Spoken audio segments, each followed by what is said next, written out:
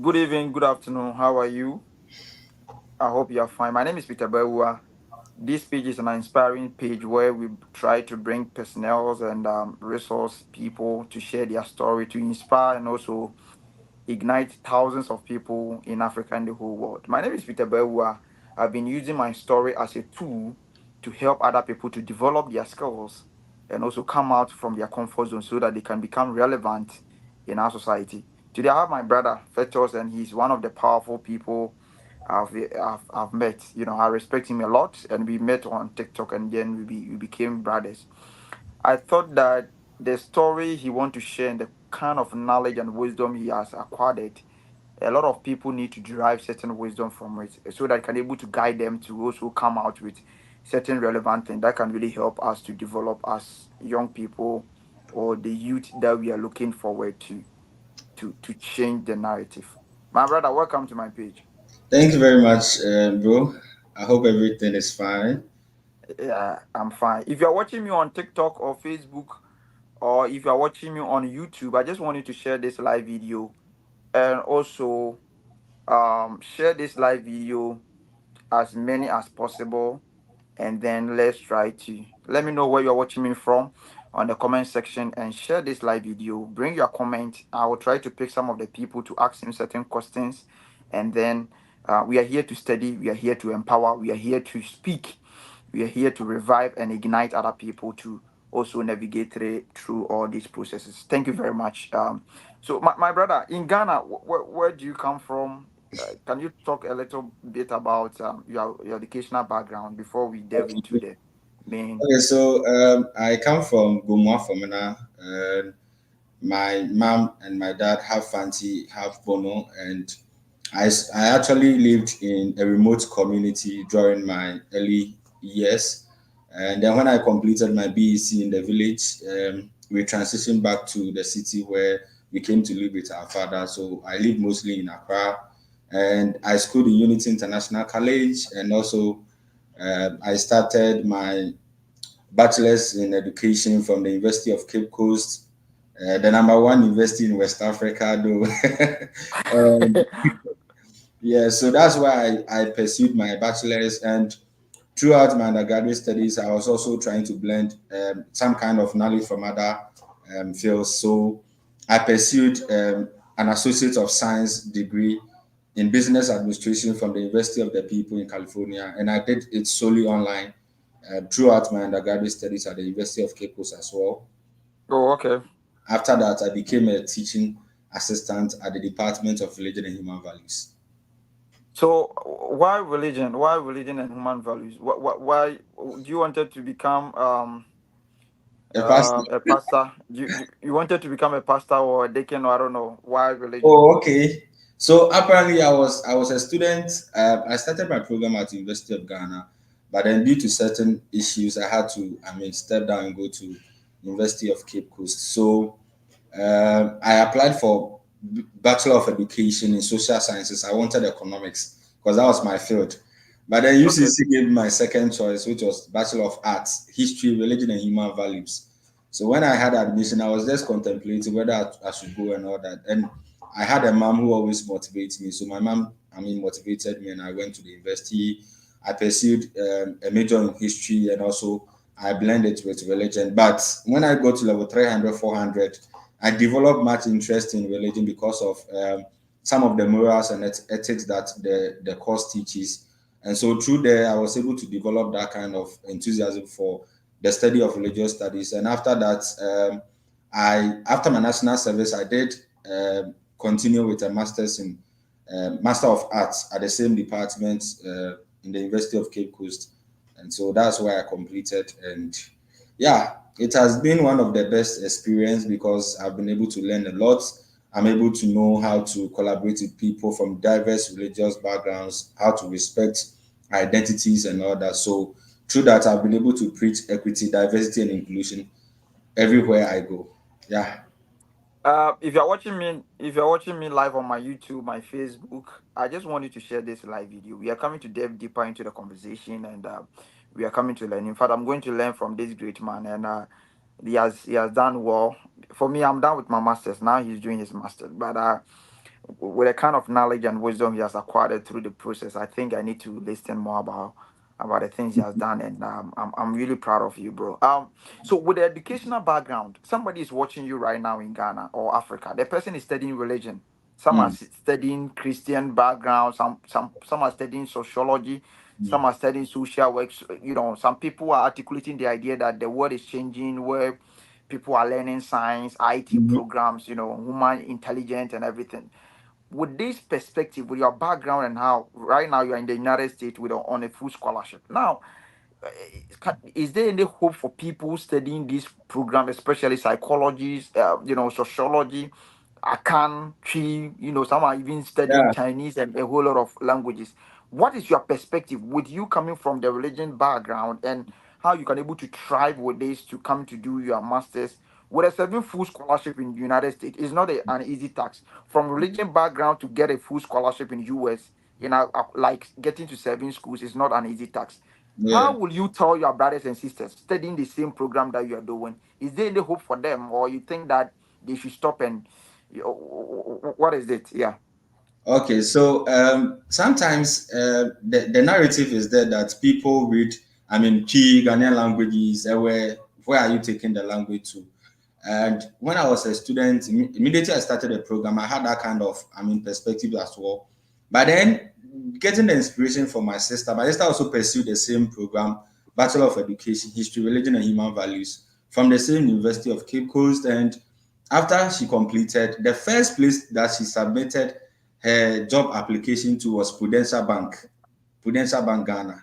I think the first day they interviewed, so you don't have any accounting or marketing field, so how do you fit here? And she was able to defend herself that at the Department of Religion and Human Values, she took courses in values, morals, ethics. And these courses actually exposed her to how to relate with people, how to talk to people, how to manage the affairs of people. And so every institution needs that kind of customer relations officer to be able to learn how to cope with these individuals. I mean, diverse customers that they do have. So I took that kind of inspiration from her story. And yes, it is indeed true that sometimes some of the programs we read there, people may have bad perceptions about that. But I always tell myself that as a student, wherever you find yourself, and then you can be reading a STEM program and you may not end up getting well in your future because of you not adding additional stuff. So I realized that the program I'm reading will not give me a leverage when I complete my bachelor. So what I did was I made myself more in leadership, student engagement. I mean, attending conferences, United Nations conferences. I've been to Benin, I've been to Nigeria, I've represented several countries, I've attended international model United Nations conferences all over, sometimes online. At a point, I'll go for these conferences and my colleagues are writing exams and quizzes, and they'll be like, "So you are not serious to academics and all that." But I realized it's not always about the GPA that we are acquiring for. My GPA wasn't that strong. My bachelor's was 3.0 from the University You of had a GPA of 3.0. Yes, my GPA was 3.0 during my bachelor's at the University of Cape Coast. And so, just as I said, I was blending my studies with additional business administration degree from the University of the People, California. And I actually served as their global student ambassador for the university throughout my studies. And so I was also on a full scholarship reading that online program throughout those years. And so one of the things that I'll tell people is that it doesn't really matter the program that you are reading. I mean, we have people who have read engineering, they are still, I mean, unemployed. They are out there. There are so many people out there. I know someone who read Chi and I mean Akan languages, and the person is currently at Boston College and then Boston University teaching and all that. I've met a couple of friends when I came to the United States who actually pursue similar programs and they are here. Everything that they say is that they have to, I mean, be able to diversify themselves. So I always say that as a student, you should call yourself a diversified graduate upon the completion, the 4 years completion of your degree. Because the questions that we do ask is, what can you do? What have you done? And what can you bring on board? These are some of the things that goes outside the classroom or outside the books. You need to engage yourself more in extracurricular activities to be able to abreast yourself with issues that are happening around the world. Now, Hi, artificial Charlie, intelligence is there. Charlie, Charlie, Charlie, Charlie, Charlie, Charlie. This guy is yobbing me. What? They say today your mind is going to open. Whether you today after this program, people are going to they are going to get pregnant in wisdom, and we will Amen. command them to deliver Amen. because the way Charlie you are flowing, aqua what been them Oh, we are just trying so to we pray. I think with what you are saying, Hmm. that means there's hope for each and everyone, Exactly. irrespective of the background that you are coming from, right? Yeah. Yeah. And you made mention that you can be in a STEM program, but you might not able to end up with a better future. Where somebody from religion can able to, it's all Very about what true. values, how you can able to build yourself with a prospect, and what how determined you are. Now, so after your undergrad, you went on to do the masters. Why didn't you apply for direct to come to United States or maybe Canada or something? What Okay. was the decision to remain in Ghana to do your masters? Or you try? You didn't. We want to know the scope, the time frame, and then we start from there. Yeah. Okay, so actually, after my bachelor's, I had my national service posting at Parliament House of Ghana, and so I realized that place wasn't the right place for me. Why? Because I wanted to You meet. you had you had your national service as Parliament, and you said it's not the best place No, for no, you. no, no. For me, to me, that wasn't the best place for me because I wanted to make impact in the classroom. Whenever I stand Mm. in front of students to teach them, I always impart knowledge outside the classroom to them. So I saw myself as a teaching assistant more. So I actually went to my head of department and I spoke to her that I'm interested, and my colleagues, my one of my colleagues actually had his national service posting at United Nations office in Ghana. He also declined that offer to become a teaching assistant. My other colleague, Ishmael Nikwe, also had his national service posting at MTN Ghana. He also declined it, all for us to become teaching assistants. So when we became the teaching assistants, we learned a lot. I mean, following faculty members to the classroom, Dr. Ibisu Shaibu Adam, Reverend Sister Dr. Alice Matilda Nsia, great faculty members in our department. They were always willing to teach us, and we learned a lot from them outside the classroom as well. So that kind of experiences helped me, and I developed more interest in the study of religion. So I think I applied to a couple of schools, even in the States, Boston University School of Theology. I applied to Union Theological Seminary. I mean, some theological seminaries here. But then my focus was on ecology. So I started my master's in Ghana at the University of Cape Coast, Master of Philosophy. But then after the first year, I have to step down because I had more offers to come here to pursue a program that clearly aligns with my career path. So I completed the first year there. So I have a master's in arts in religion and human values from the University of Cape Coast. And so I started looking at where I see myself in the future. And per my experiences with organizing orientation programs, assisting students, advising them, and all that, I developed interest in higher education and student affairs practice. And so that's where it actually ignited my passion to start applying to schools in the United States. And so I started just throwing in the applications, making sure that I do the right things. I started writing emails to faculty members, program coordinators, and then I was able to, get admissions to top schools in So the US. when you are applying for the school, were you using your degree, or you combine the masters with the degree? Oh, so apparently I didn't receive the full transcript for the masters because I only had the first semester. So since it wasn't complete, I couldn't use it. So I used the bachelor's. The So the bachelor's, bachelor's with a 3.0, and you're able to earn 7 scholarship to the United States. Like yes. seriously, I used the bachelor's 3.0 to apply for schools. I mean, for- 3.0 to get 7 scholarships in US. that's the truth. I used 3.0 to apply. I think I even tried PhD programs. I had one PhD program in a theological seminary, and they were requesting for 3.5. But I did explain to them why I had that low GPA because I was engaged in a lot of activities and extracurricular activities when I was an undergraduate student. I was also into leadership and all that. I became the president for Religion Students Association of Ghana. I was the one that actually set up the University of Cape Coast United Nations Association. And I was also engaged in social work issues where I handled two projects, the Ed Futures project that I funded it myself, and then the Natives Foundation. where I have people, a team who come on board for us to support some children from deprived communities that they don't have the ability to access quality education, by providing them with the resources that they can also use to be able to do that and all that. So that's how it started. I applied to top schools. I applied to Harvard University. Unfortunately, Harvard denied me. But then, With a 3.0, you even applied to Harvard. yes. Papa. Hey. So I applied to Harvard University. I applied to Yale University. I applied to Princeton. Princeton, I didn't finish the PhD application because they were requesting for an article. And as I then I hadn't published any article, so I just have to stop.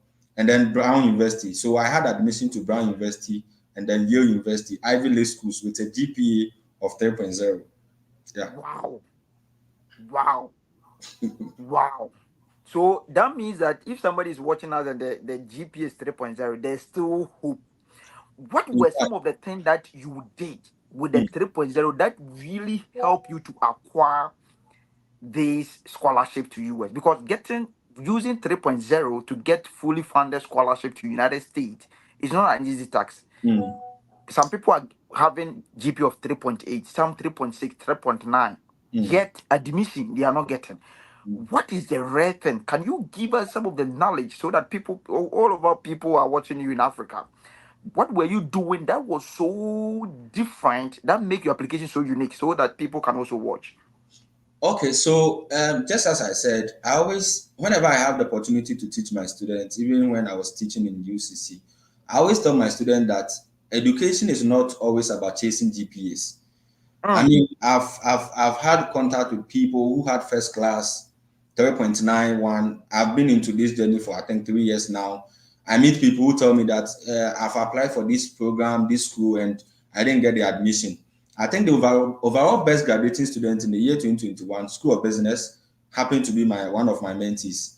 And so he applied to a couple of schools with 3.91. And so he thought that that could have actually landed him admission and funding. But then all the schools that he applied, they all denied him.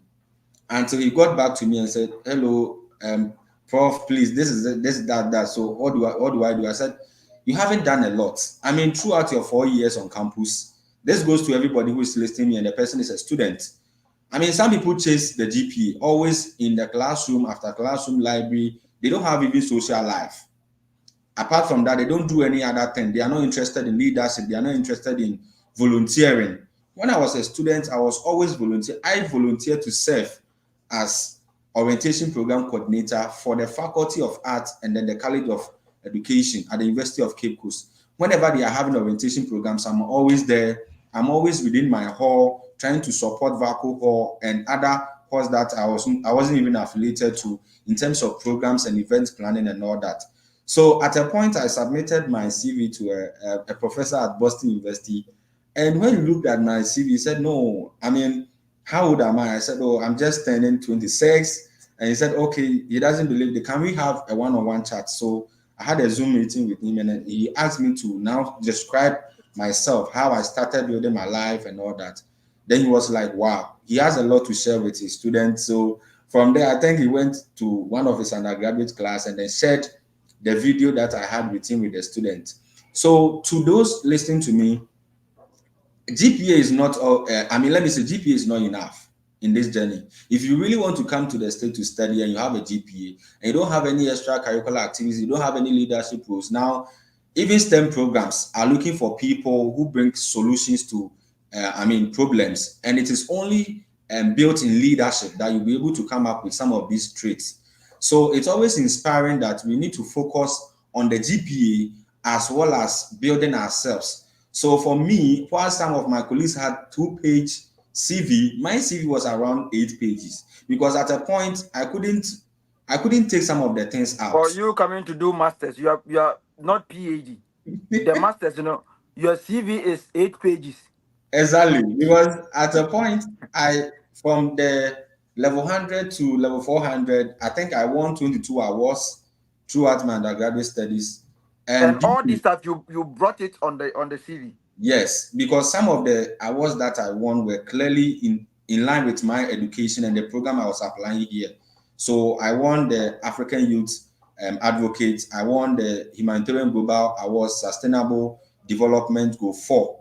Outstanding Advocate of the Year, Educate Community Awards also awarded me some certifications and all that.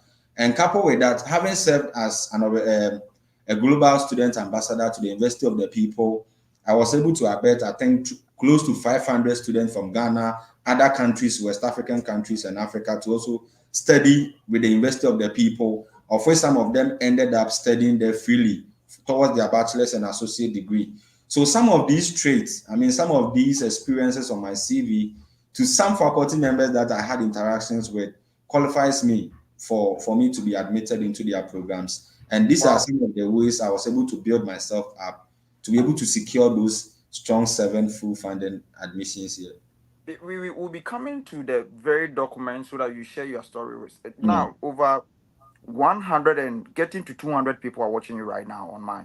I don't know where people are watching me, but on TikTok, too, people are watching me. Getting to. If you're watching me, please share this live video. Let other people join. Young ones need to listen to this video, and it is one of the inspiring videos or I've ever the guy is very brilliant. In fact, the way he's articulating ideas here, I need to learn more from him. Now, when you applied the school and you were waiting for the admission, were you doing any preparation? So the moment the admission came, how were you able to blend all these stuff? Okay, so I think I was still teaching on campus, so I had access to free network. So one thing I always tell people is that in applying here, there's nothing like you rushing. People do rush just to forward in the application, send in the application, and after they have submitted the application, they think that's the end. I think having communicated with some student affairs professionals here when I got here in admissions and other international programs officers, I've realized that we as African people don't really love what we call follow-up emails. So sometimes You are saying that something called follow up emails. emails, yeah, because whenever I send my application, even before I was sending the application, I'll make sure that the faculty members are aware of me, like they know me, because I always join their events. I always have one-on-one events, meetings with them, and through that, I'm able to tell them about some of my traits and how the program aligns with my career plans. So at a point, some people were paying huge some amount of money for application fee waiver, application fees, and all that. But then, because I was having those meetings with them, my application were mostly waived for me. It was just 2 schools that I paid application fee for, which was Ohio University and Syracuse University, and I think 3 schools, Baylor University as well. So constant, emailing, letting the people know who you are, writing good emails to them, knowing the time to send emails, when not to send emails, and being able to reply their emails promptly. Some of these traits also makes them feel the enthusiasm that you have for their program. And so I think that's basically one of the things I did while waiting for the applications, admissions to come. Yeah. So I think you said they deny you with a visa. Can you explain the first one, how your visa was being Okay. denied? Let's see the story of you getting admission and scholarship to study in US, but they deny your visa. Mm. Now, let's say you have gotten your I-20, you are going to the interview. You reach at maybe the American embassy. What happened there? And they deny your visa. Somebody is watching you Okay. and they are also listening. Yeah. For the first one, we'll come to the second one. Mm. So like I always say, failure is also part of the journey. I Failure think is also part of the journey. of the journey. Yes. In life, that's how it feels. So just as everybody is, enthused about coming to the States without, appropriate, preparations, I was so enthused as such. So when I had admissions, even the schools that I was supposed to submit the applications for, of which they were willing to give me full funding for the year 2023, I didn't submit the applications. Funny enough, I had some admissions, I had some interviews for graduate assistantship, and all the admissions I had, University of San Francisco in California, to me were the best because they offered me a fully furnished apartment and also a stipend. They gave you a fully furnished apartment for you to come and sleep. Charlie, hey, you're saying things, yo. Nina, I've been in this process for some time. I've Mm. listened, I've done couple students, but the way you are talking, Charlie, they gave you Yeah, a fully furnished apartment for yeah, you to come and sleep, Charlie. yeah. So University of San Francisco last year offered me a fully furnished apartment and also a meal plan as graduate. Like Sabedi Diguso, Uh, Ofrigana, Sabedi Dineba yes, I'm going to Diabeda. do before.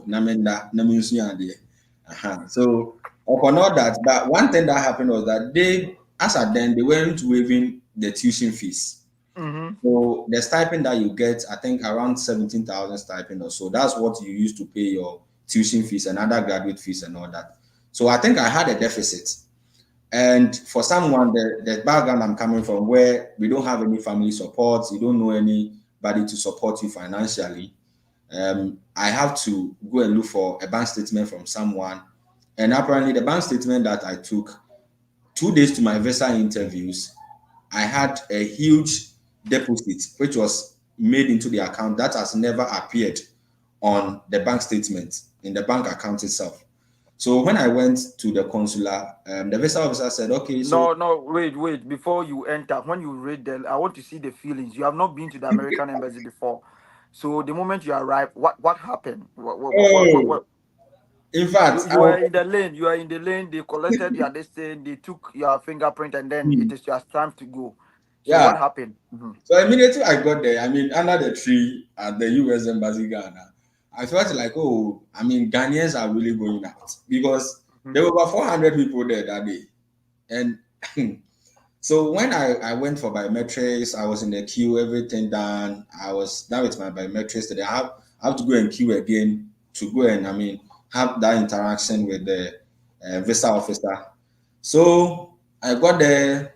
The officer asked, "Where are you going?" I said, "I'm going to the University of San Francisco in California to pursue my 2 years master's in blah blah blah in higher education with a concentration in student affairs. And upon successful completion, just the normal thing that we know, I'll be returning back to my current workplace, University of Cape Coast, to take up the role as a student affairs professional." So when I said that, I said, "Okay, fine. So I can see you have a graduate assistantship. How are you paying the deficit?"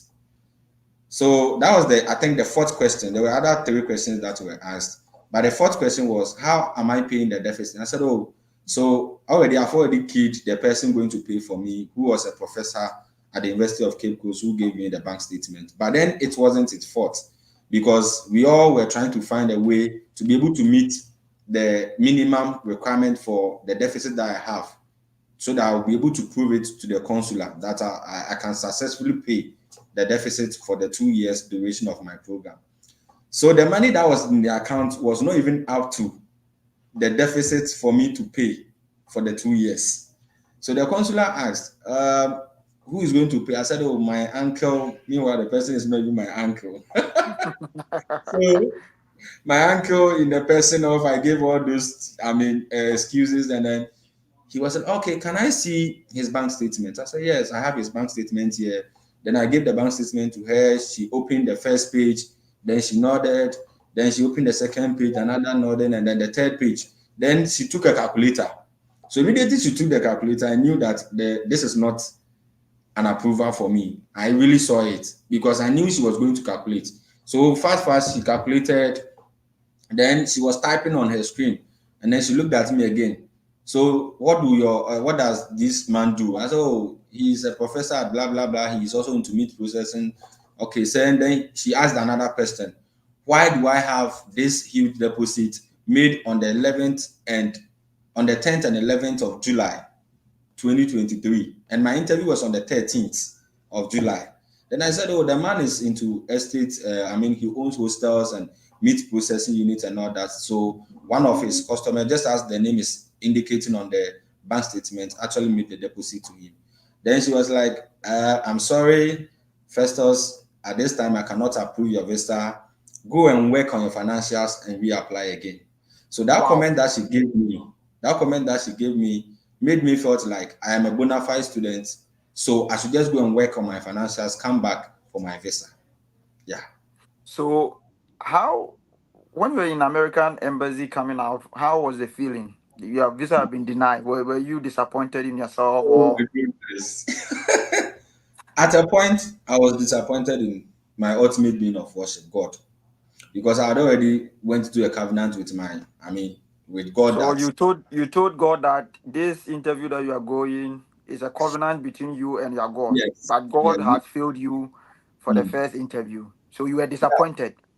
yeah, because a whole lot of people were looking up to me, even though I didn't tell people I was going for my visa interview. I had over, even on campus, University of Cape Coast campus, I had over close to 200 mentees that I was mentoring them. And I wanted to use that as a leverage for me to get to the state. Then I'll also be able to support them to come here this year, actually. So when I was denied, I got home, I was so devastated. Then my mom called me inside and said, she feels I should go and try again. So take this money, go and buy a new visa application form and start filling the for the next one. But then on my way to GT Bank, I took a boat, and the boat driver said that God's time is always the best.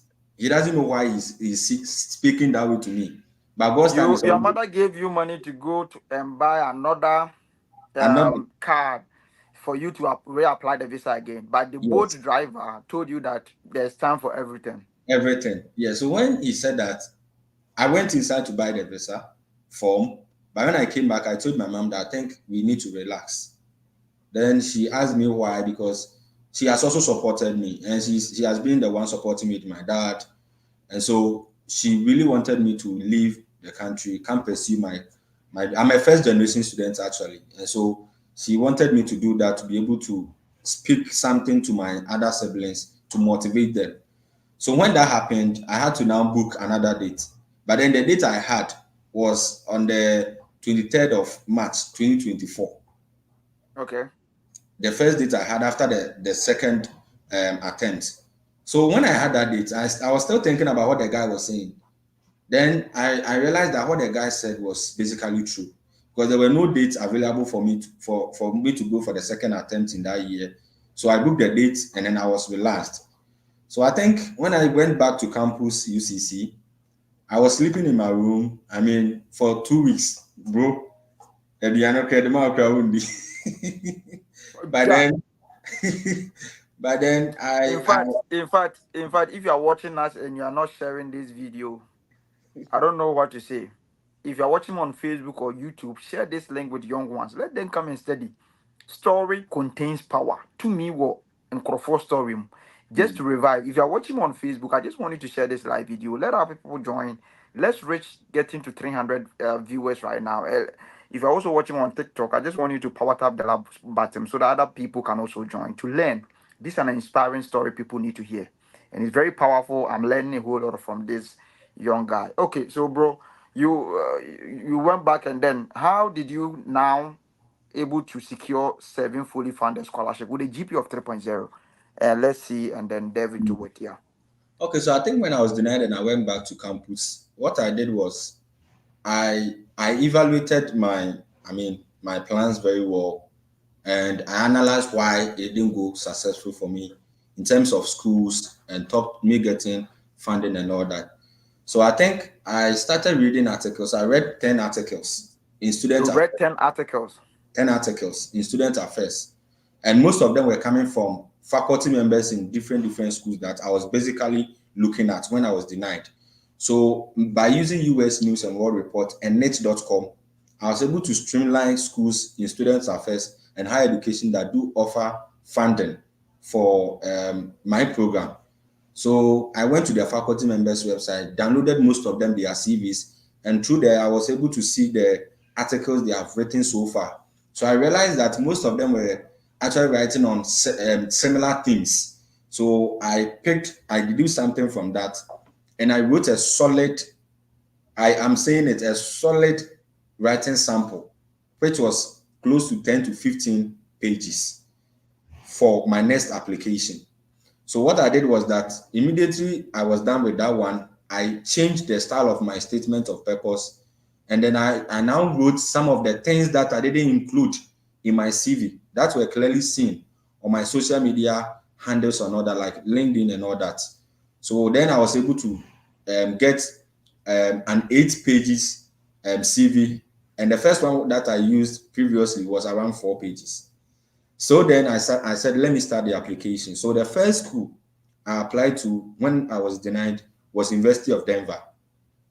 I University of sent in the Denver. application. Yeah, I sent in the application for the Higher Education and Student Affairs program, and within 3 days, the I think the graduate assistant messaged me. Am I able to pay the application fee? I said, oh no, sir. Okay, so actually the faculty member recommended my admission, but then I haven't paid my application. I said, is there a way they can waive for me? So the guy said, okay, yeah, they are willing to waive for me. So they waived the application fee for me after seeing my application document and all that. Then 3 days time, admission came with 21,000 scholarship stated on the offer letter. And I was like, wow. So I reached out to the program coordinator and I said, I've received the admission, but then it seems the preparation wouldn't go well because I'm not getting a date for me to go for my interview. Then he said, oh, their program starts on the 9th of September 2023. So if I can still get a date, I can go for the interview and cancel. Is there any way I can secure graduate assistantship? Because I can see the total cost of attendance around 59,000, but then I was given 21,000. They said, okay, fine. If that's the case, why don't I mean, defer the admission to 2024. Then I said, okay, fine. I'm okay. Provided I'm going to get the funding, I'll still wait because that's when I had my date. So I deferred. Then I said, no, I don't have to stop there. I started looking for more schools, applying to more schools. In fact, that's when I started thinking that I shouldn't focus on only the Higher Education and Student Affairs program, and I should apply for other programs that my program aligns with that. So in fact, bro, I applied to international relations programs, criminal justice, theological studies programs with that same GPN, Bachelor of With the Religion. same GPA of 3.0. 3.0 now they would number 3.0. No evaluation. No evaluation. Now, Miss, can it be new for bro? There's You no don't have money. money for evaluation. I don't have money for evaluation, so I just have to go with what I have. So that's basically what I did.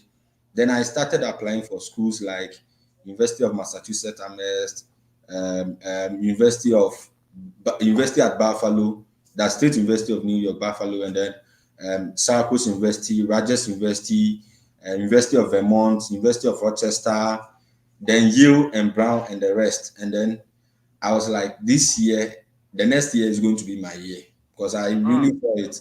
So at a point, whenever I submit the application, I go to my LinkedIn profile, I will see that someone viewed your profile. Okay, on So LinkedIn. I actually stated my LinkedIn link on my profile, my CV, the heading. After my name and my contact details, my LinkedIn link was also there. So when I go and check, then Clemson University, one faculty member, two members, they are looking at my profile. So at a point, I'll go on LinkedIn, I'll check my comments, my post. Whenever I post orientation programs and other faculty members from other schools, they are liking. Some of them are commenting. Then I said, this year we are entering. Is my year. Wow. So that's how it Wow. actually started. That's how it actually started for me. Yeah. Now, how were you able to secure? Now you had how many scholarship and admission for this year? So I applied to a lot of schools. Yeah. And just as I said, I paid only three: Syracuse University, Ohio University, and Baylor University in Waco, Texas. So I had admission to Ohio University. I got interviewed for 3 positions, but then unfortunately, I wasn't offered any of the positions. Okay. Then I also interviewed for Syracuse University, but then I think when I met the chair for the teaching assistantship position, she asked me, she has read a lot about me. Faculty members have recommended me. What can I share about this role and what can I do as a teaching assistant? And I said, this one, they said, Miami. Mm-hmm. Because I've been teaching, volunteering to teach on campus for like 3 years. So this one there is not anything. So I really gave it to them for them to know that I am a bona fide candidate for or student for that position. And I was offered that role immediately after the interview. So I had Syracuse University, which gave me full tuition waiver, which was So even like after, full scholarship. Let's go. And what yeah, again? full Mm-hmm. scholarship. I had University of Rochester. I had University of Rochester, full scholarship. Go yeah, on. Coca-Cola with the GP, the same GP of 3.0. with the same GPA of 3.0. I had my current school where I am now, University of Massachusetts, Amherst, and then University of Denver, also full scholarship. All the seven ones I mentioned actually offered me a fully furnished apartment. Wait, with the full scholarship, with stipend and health insurance, Mhm. they also gave you a well furnished room to come and sleep. Is that what you're saying? And I'm not for no. A non-American. That's Tell it. I tap into your blessings. So No. It hasn't been easy. The work alone. I mean, sometimes we don't sleep. We are at the office and all that. now you have gotten the scholarship. Now Mm. you still went to the interview. Let's see the second trial of your interview. You went there with a full scholarship. Okay, why did you choose University of Massachusetts? Why among Mm. all of them? Why did you choose this particular school? Okay.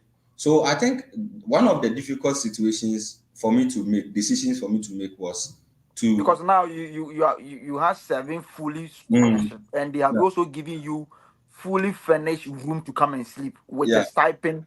Bosumi be ye tua waka, just With the and no plan.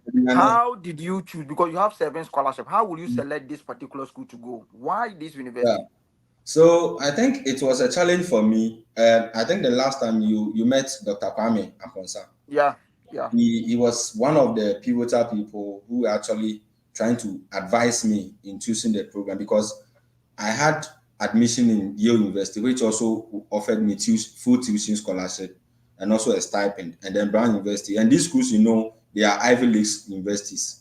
So at a point, it was a difficult task for me to choose. Am I going to read a master's in religion or theological studies at Yale or Brown, or I should go and read my master of higher education and student affairs in those seven schools that also gave me the accommodation and other stuffs. So what I did was that I prayed about it and I gave an offertory in church about that. Then I communicated with my mom that she has been the one supporting me. So because of my mom, I have actually published a book about girl woman empowerment. So I told my mom to pray about it, and any name that comes out of her mouth in the morning, she should call me and tell me. So she called me in the So morning. no, wait. Oh, you said after you have gotten seven fully scholarship, seven Mm. scholarship to seven universities. Who they will choose you? When No, your no, no. scholarship number na buso, It only was one difficult. person, seven scholarship. Somebody is watching me. He just need one school. One day, say Toby Asekurana he will go, but you dear to God be the glory. You got seven fully funded scholarship with apartment, fully Mm. furnished apartment for you to come and sleep. Now, you told your mom that, mom, now God time is the best. I have Mm. gotten seven fully scholarship. Which university should I go? So you Yeah, told your mom that in the morning she tell you the name that will come in her yeah, the in her place. mind. Yeah. That So means you really love your mom. I love my mom so much, and I actually love women and girls You no, you said you love women. Is that and what? girls. What? I have that Me too. strong. Yeah, Me I too. I love love girls. I love girls. not in that Ghanaian mentality. Oh, okay, yeah. Yeah. Mr. So Motherfucking. Okay, go on. so I think in the morning my mom called me and she was saying like Massachusetts. Known to me money. Someone go school. Your mother was saying Massachusetts. So then, okay, So wow. when she said that, apparently when I went to sleep that night, I looked at how I've been communicating with the faculty members and the program coordinators in the various schools, and I realized that Massachusetts is the place that the faculty members are able to respond to my issues. Especially when I had the assistantship, my I-20 was supposed to be updated, and I updated my I-20 4 times because first they said I have a deficit of 7,000. I wrote to them that I have a full fund and I don't understand why I still have to provide bank statement and other stuff. They have to now copy my program coordinator. My program coordinator now explained the issues to them. Then it went, and so the whole lot of banter and all that. So I realized whenever I send emails, they're able to respond. And at a point, we also joined a class online, a Zoom class online, and we were offered some small Amazon gift card, like dollars be say in front of Mm-hmm. Amazon. So I felt this is the place for me because they love to respond to emails. They are always there to answer your questions and all that. And so they even created a WhatsApp page for us where they added the current student and then the incoming student on that Wow. page. And even as So I'm that means that school was helping you with exactly. quality informations and everything, right? Exactly. Yes. So I actually learned a lot. So when I went to sleep and then in the morning, my mom called me and she was saying Massachusetts, Massachusetts. I said, oh, I think the Lord has already spoken. This is the place I have to come. So Then you chose this school. Now you went for the interview. Now this is your second interview. What happened in the interview? Now the visa officer, you are standing in front of the visa officer. Let's see how it goes. apparently, Peter, when before I even went to my interview, I was helping people to also go for their interviews. So I changed Now, my date. okay. I changed my date somewhere February because I was waiting for the assistantship letter. I changed it to 26th June 2024. Okay. So when the dates were released somewhere March, April, May, I was sending to people and people were asking me, when are you going for your interview? You have been interviewing us. When are you going for yours? And I said, oh, you people should relax. God's time is always the best. It's the best. So I was helping others to go for their interviews, preparing them. And I think for that month before I went for my interview, we had close to 140 something approvals on our page. You have helped 147 students to get Yeah, their visas. before my, You and your team. yeah, and my By team. that time, you know you have not gotten your visa, No, but you no, have no. helped 147 to get their visa. But oh, Yeah. dear, 1 year, what dear? Now me call me there cry. So I was still preparing them. Sometimes some of them will call at 5 a.m. in Ghana time, 4 a.m. Please review my DS 160 for me, review my responses for me and all that. So okay, then we are doing it, we are doing it. So it got to my time. And in fact, even though I had fully funded, the truth is I was a bit tensed. Why? Because Although you have gotten the fully funded, but when you are going for the interview, you were fully tense. yes, I was a bit tensed because I've been denied before.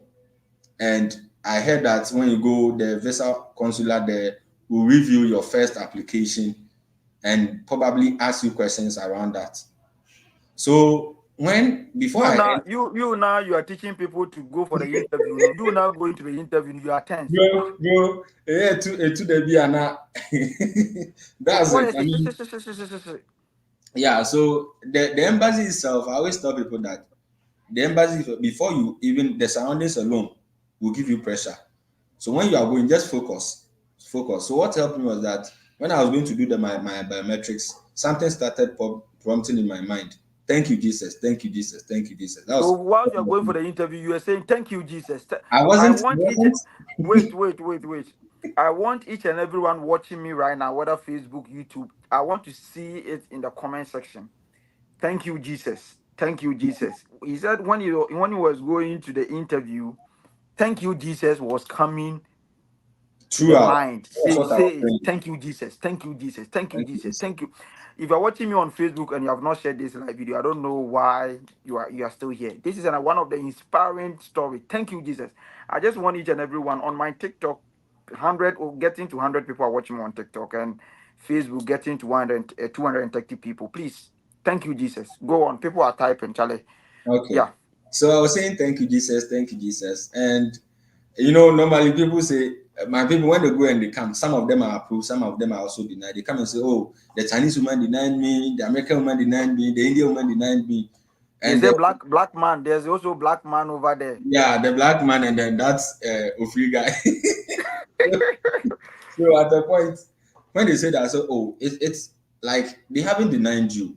They are basically trying to help you.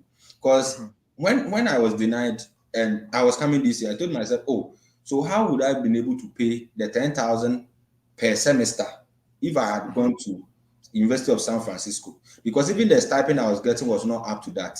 The whole year was around 17,000. So where am I going to get that money to pay? So I was just saying, thank you, Jesus. I went to do the biometrics. So when I entered, to go and interview. Then I realized that a heavy burden has left with me. Like I felt good before I went Mm. to the interview. So I was in the queue, and then the lady who always directs people, go here, go and stand here, go here, go and stand here.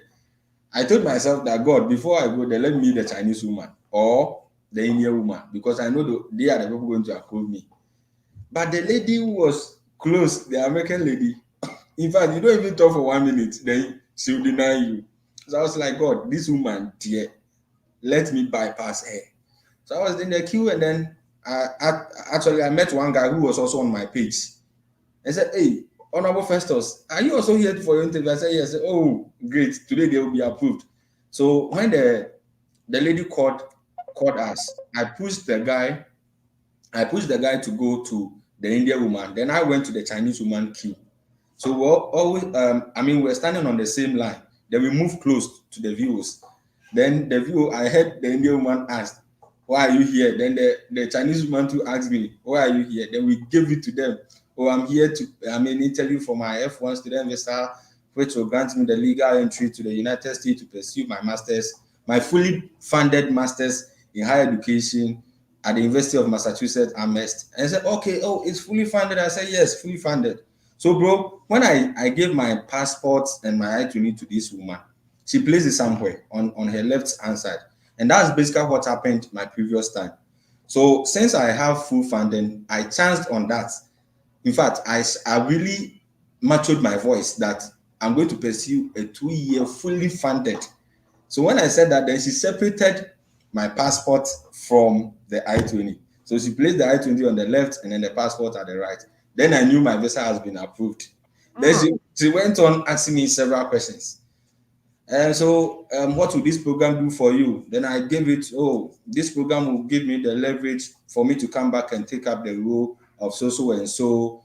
I'll pursue a career as a student affairs practitioner. I've been working at the University of Cape Coast for the past 3 years, where I support faculty members in advising students and all that. Then she was like, is it graduate teaching as a graduate research assistantship?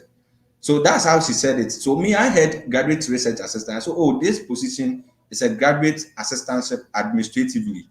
So I'll be working as an assistant resident director for a residential life work on campus. Then she was like, no, Festus, the question I asked was, did you write JRE to secure this funding?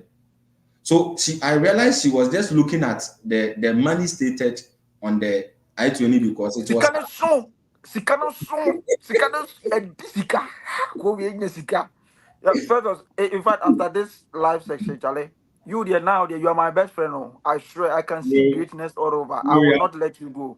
Ubuntu, we are the The, same. We are because we do you know something? The Bible says when Jacob saw the angel, mm, Jacob hold the angel. He yeah. said, I will never let you go until Mm-hmm. you bless me. Yeah. And the angel used his hand, I don't know, to the jonku of this guy, Jacob. And yes, so Jacob was still holding the angel that you need to bless me. There are certain people today, you are watching me right now. Mm. And yes, I was so we ni jonku and then what the boat was one the menko.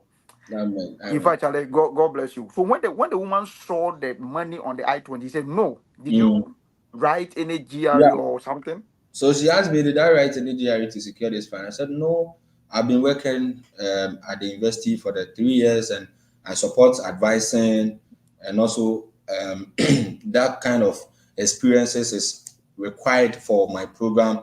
And I was also the president for Religious Student Association of Ghana. And then he said, oh, really? Then I said, yeah. Then she was like, okay. So, and like from there, she was just typing. Then she was like, "Are you sure you what did you say? Did you say you teach at the university?" I said, "Yes."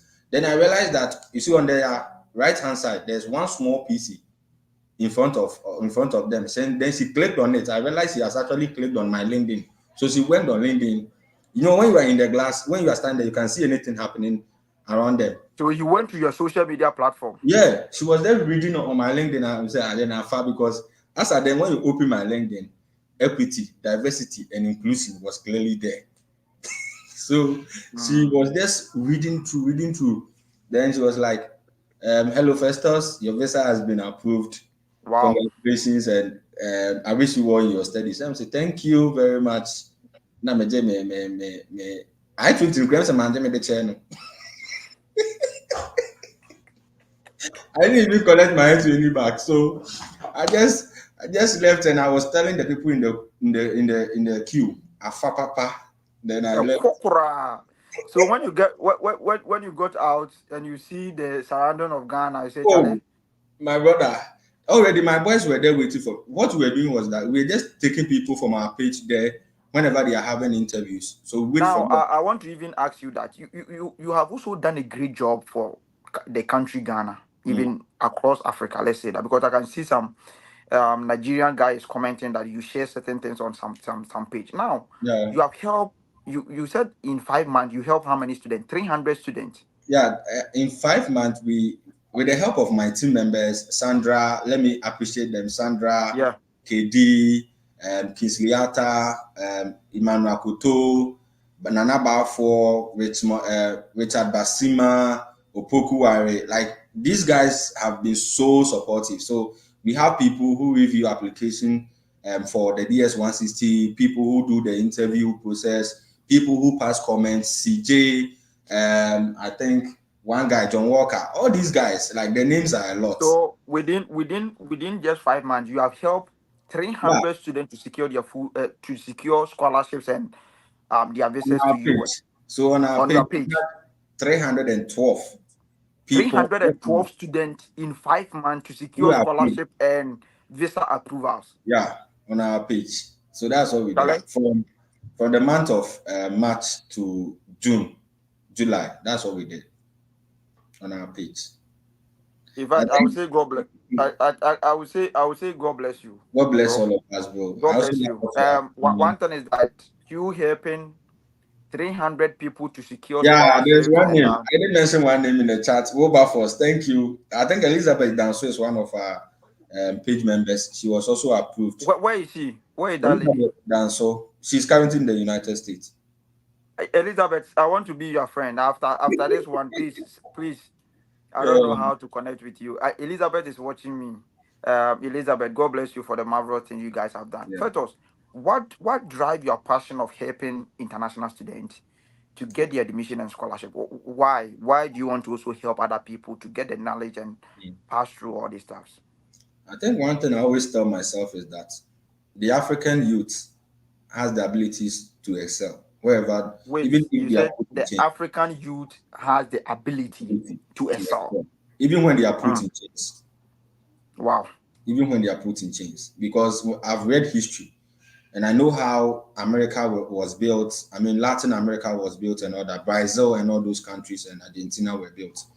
And some of these people were slaves.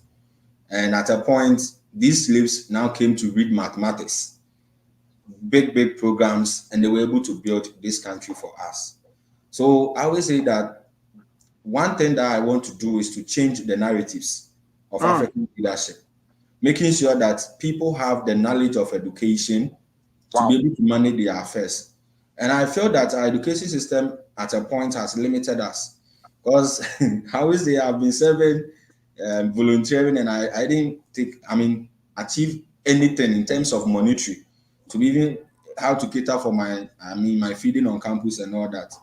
But then I realized that when we are exposed to a better educational system, we'll be able to come back to our home country, change the narratives. So for me, that drives my motivation is that all these people that I'm helping them, for them to get here, steady, we are all coming back one day, surely.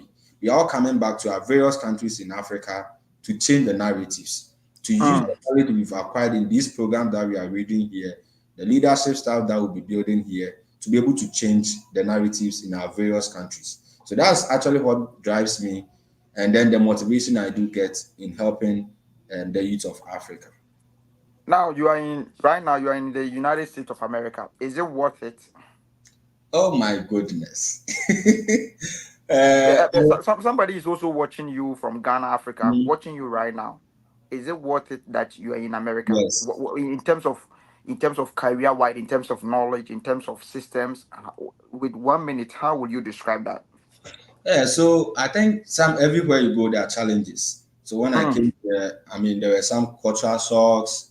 Apart from the cultural shocks, there were some language shocks because sometimes people will speak, you will not be able to get it well. But then at a point, you just also have to slay with them and all that. So mm-hmm, I've realized how even the residential life is practiced here is far different in terms of mm, Africa. I've been to Benin, I've been to Togo, I've been to Cote d'Ivoire, I've been to Nigeria, and I'm a Ghanaian. And how these people manage their affairs in their residential life settings is really great. I've learned so far. I promised my mom that I'm going to learn some softwares to come back to change the narrative of student affairs practice in Ghana. And wow. so far, I've learned how to use room packs and a software that we use here in managing residential life affairs within the unit. These are one of the powerful way of you can use to transform the lives of people in Yeah, in Ghana. yeah, yeah. So, I haven't started my classes yet. My first day of class is tomorrow, and so it's going to be a great day. But I've already encountered so many people here. They are so lovely to be with, always willing to support you. My supervisor for my graduate assistantship. He's always there to support.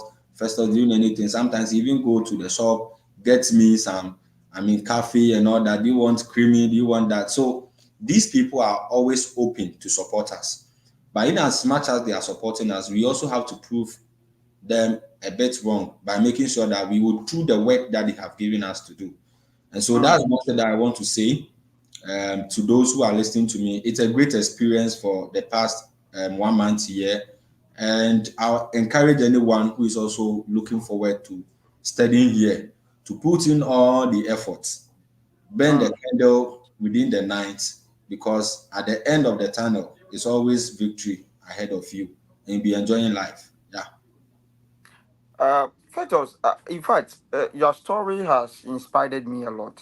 Now, if you're watching me on Facebook or YouTube, I am sharing the link. I just want you to come and ask Fetos some questions. With a GP of 3.0, he was able to secure 7 fully funded scholarship to the United States. This is one of the powerful inspirations since I came to Canada or Mm. since I came to North America. Your story is one of the powerful stories I've ever heard. For a student to get these 7 scholarships is not an easy task. So I want people to come and ask you some questions. I'm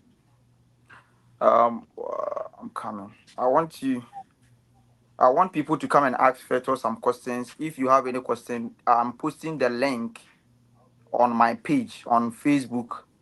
So I don't know if I can post it in the link section. Let me see it here.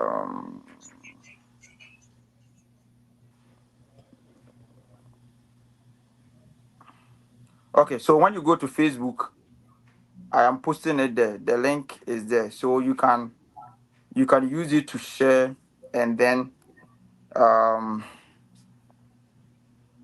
you can use it to share with people. I don't know if I I've think posted it in there. uh, Peter, someone is asking, can I share my handles? Oh, my name is Festus Kobinenu. So when you search my name on Google, all my social media handles, everything comes in there.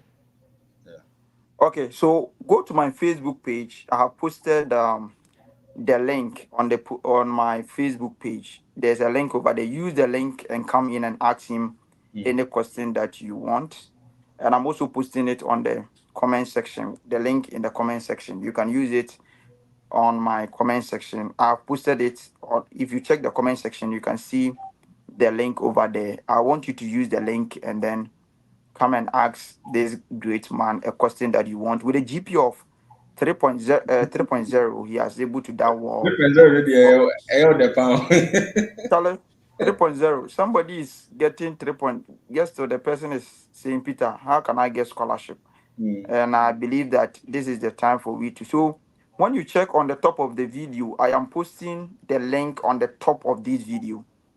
Just click on the link and come in. I will see you, and then we will. I'm picking. like 10 people for them to come and ask you questions. Real quick, let's see how it goes. Please make sure your camera is on YouTube.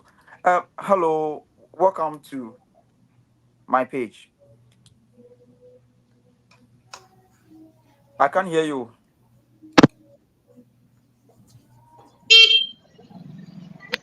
Hello? Yeah, Hello. yeah, please, we can hear you. Go Good on. evening. Go on, go on. Okay. Okay. Thank you very much for this inspirational message this evening. My name is Abdul Rashid. I Okay. have a BSc degree in agriculture technology, and I have 7 years teaching experience. I'm currently a secondary school teacher, but my GPA is graded over 5.0. So I just want to ask if I have a chance of securing a fully funded program in the agriculture field. My major is in horticulture. Okay. Yeah, so I always say that there are over 6,000 colleges and universities in US and in Canada and all that for people. So if you have a GPA which is equivalent to the US system one, the best approach is to maybe evaluate your transcript. Maybe you cannot pay for West, maybe you can pay for Scholarly, or maybe other West transcript evaluation. That's Colaro. How much is it?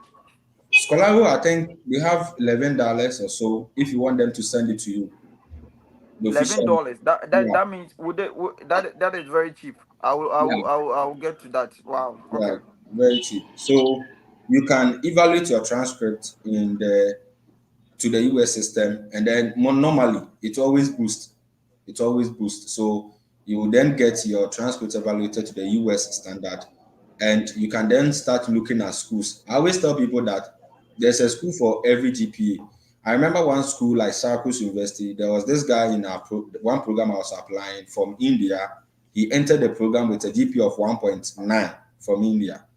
1.9. 1.9 from Yeah, India. he's a strong friend. He's a friend on LinkedIn. We always chat. We always chat and all that. I think he'll be graduating I, in coming this next year. May. So please just evaluate your transcript and then look at the schools that are within your how do you call your limits. That's it. okay, let me add this one. Those people on Facebook, can you hear me? Yeah, hello. Yes, sir. Welcome to my page. Hi, Please share this Peter. live Good video. evening. Share this live video. Use the link on the top of the video or check the comment section. There's a link over there. Use the link and come and ask any question here. Yeah, please go on. Good evening, Peter. Can you hear me? Yeah, go on. We can hear you. Yeah. Good evening to the host. It is very much pleasure having you on board. So, please, I just wanted to ask a quick question. I'm currently working on my admission at Rice. So, I already have a professor that I'm speaking with who has encouraged me to apply. Mm. Okay. So my question is my SOP, I've drafted my SOP. Is it advisable to share my SOP with my supervisor, potential supervisor per se, Mhm. for her to review? Is it advisable to do so? No, I wouldn't say that. What you have to do is that they are like-minded people like Peter. There are so many people, like-minded individuals that can basically review your application document for you. So on my platform like this, of which Peter is going to create a platform for the whole of Africa applicants for this year. That's why we have written 40,000 students there. Oh, So we will review your document for you, then you send it to for your application. Now you don't have to send that what you have to the faculty member because there may be so many errors in there, of which you yeah. may not be prompt about that. So that may limit, I mean, the enthusiasm on the faculty member side. So the Okay. best advice I can give you is that relax. I mean, continue refining your statement of purpose or your SOP. Oh, okay. Then when you are done, you can email it to Sir Peter or any of the team members. When you see the flyer for where to send it to, then we review for you. Okay. Thank you very much. You're welcome. Thank And you. Don't rush in submitting the application as well to everybody. There's no point in rushing. It is always good for you to submit a top application. Now before some people join us. Now some people are struggling of getting scholarship with the whole idea of using 3.0 to get fully funded scholarship in the United States. It is a great impact, bro. I'm not just saying this to make you proud or it is not an easy task. Using 3.0 to secure 7 fully funded scholarship in the United States. This is one of the powerful inspiration story that I've ever heard since I came here.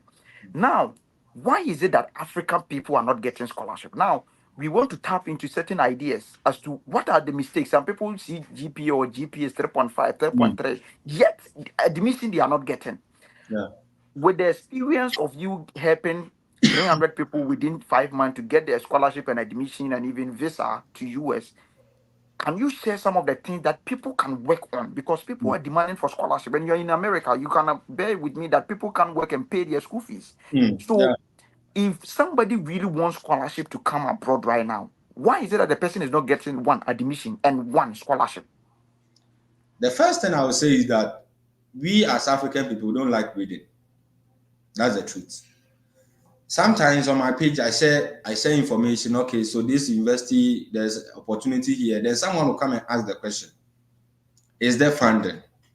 Meanwhile, you can just take the opportunity to go and read on the website, do the needful by emailing, by asking questions. We should ask questions. And I always say that you don't just submit application, immediately you see application fee waiver, you submit. Peter, at a point, one of the programs I was applying to, over 300 and something admissions came in, and the assistantship available were just 25. So just look at it. Why? Because the university waived the application fee free for everyone. That was Clemson University. So you need to know that there are some schools that basically meet your criteria. Cut your coat according to your size. I mean, probably you may not have the solid CV that some of us do have to apply for you. But maybe there's a school, a land grant school that you can apply to.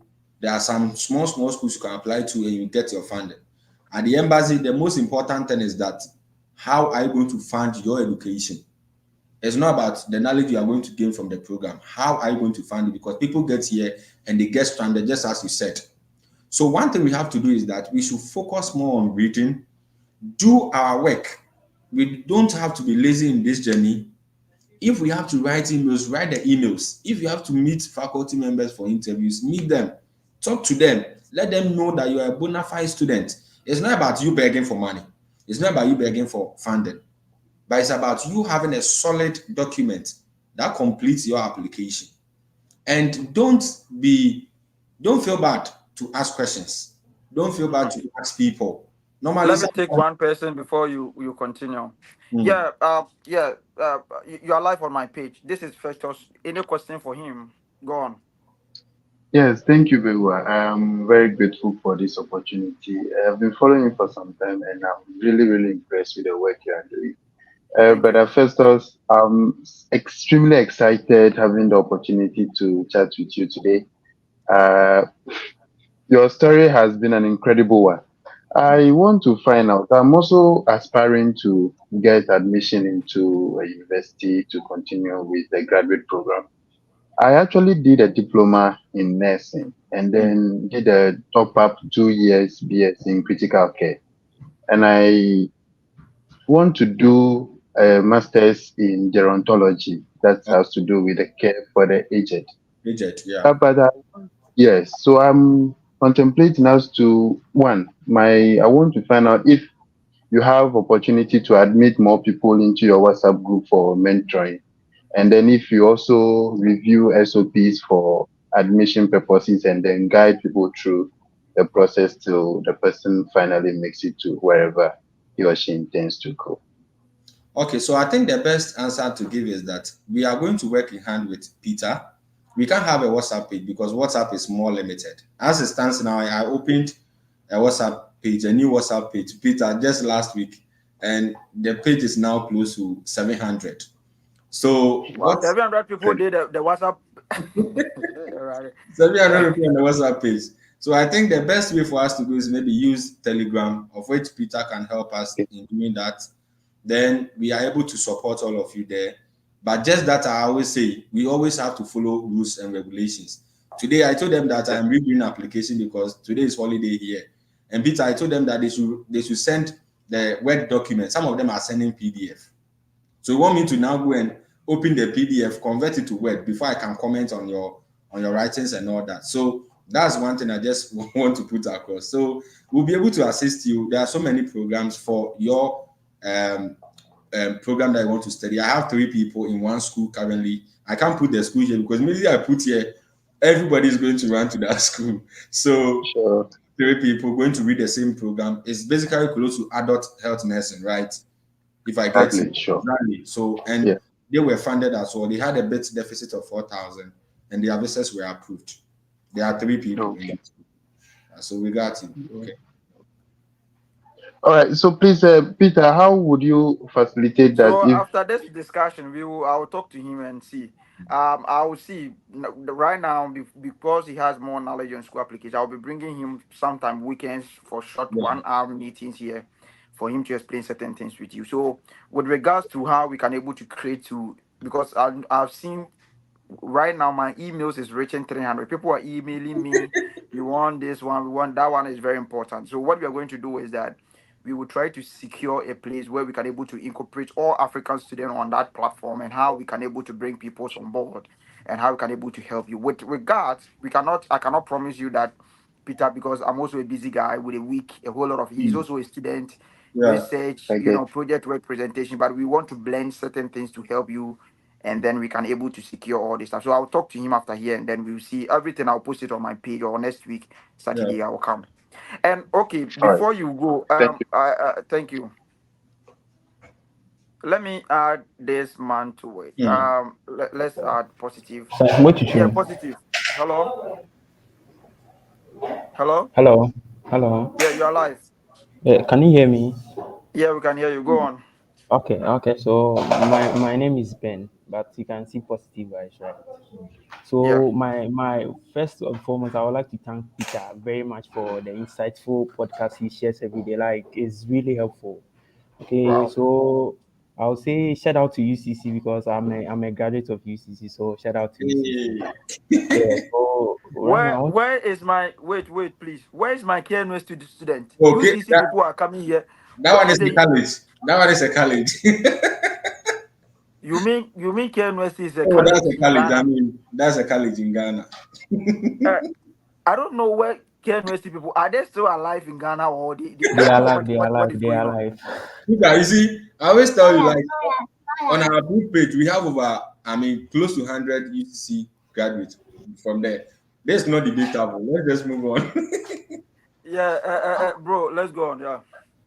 Okay, so I want to pursue an MBA in America. So I think I've done my research. I've found a school, but the professors are not really like responsive with my email. Some of them I talk with them. Oh, just they say just apply. When you come, we'll talk and see how best things can be done. But my problem right now is my statement of purpose and my optional essay.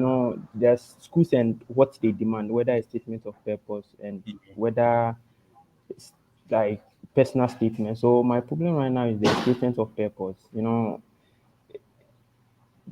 the research, getting your information and writing is a bit difficult. Okay, so I don't if I know, ask you like MBA in which field? MBA, I which I was planning on business analytics with strategy and innovation. okay, so do you have any test score? As in No, really, no, I haven't written test score. I haven't okay, written what test was your score. GPA, please? Was 3.0. Okay. So just as I said, there's a school for everybody. Yeah, I've yeah, yeah. compiled a list of I think close to 300 schools with Okay, who so right now the school I have doesn't require a test score. They said it's optional. So I know, like yeah, regarding so my that's what one I thing. have right now. Let me tell you, that's one thing I need to decode here before you leave. The comment optional means that people are going to submit those test scores to that program. Okay, and that will make their application more competitive than yours. Okay. If you are the one on the board, you will choose such people, then you will reject yourself. That's the truth I want us to face. So Okay. I think just as Peter said, that one we can discuss that probably later, right, Peter?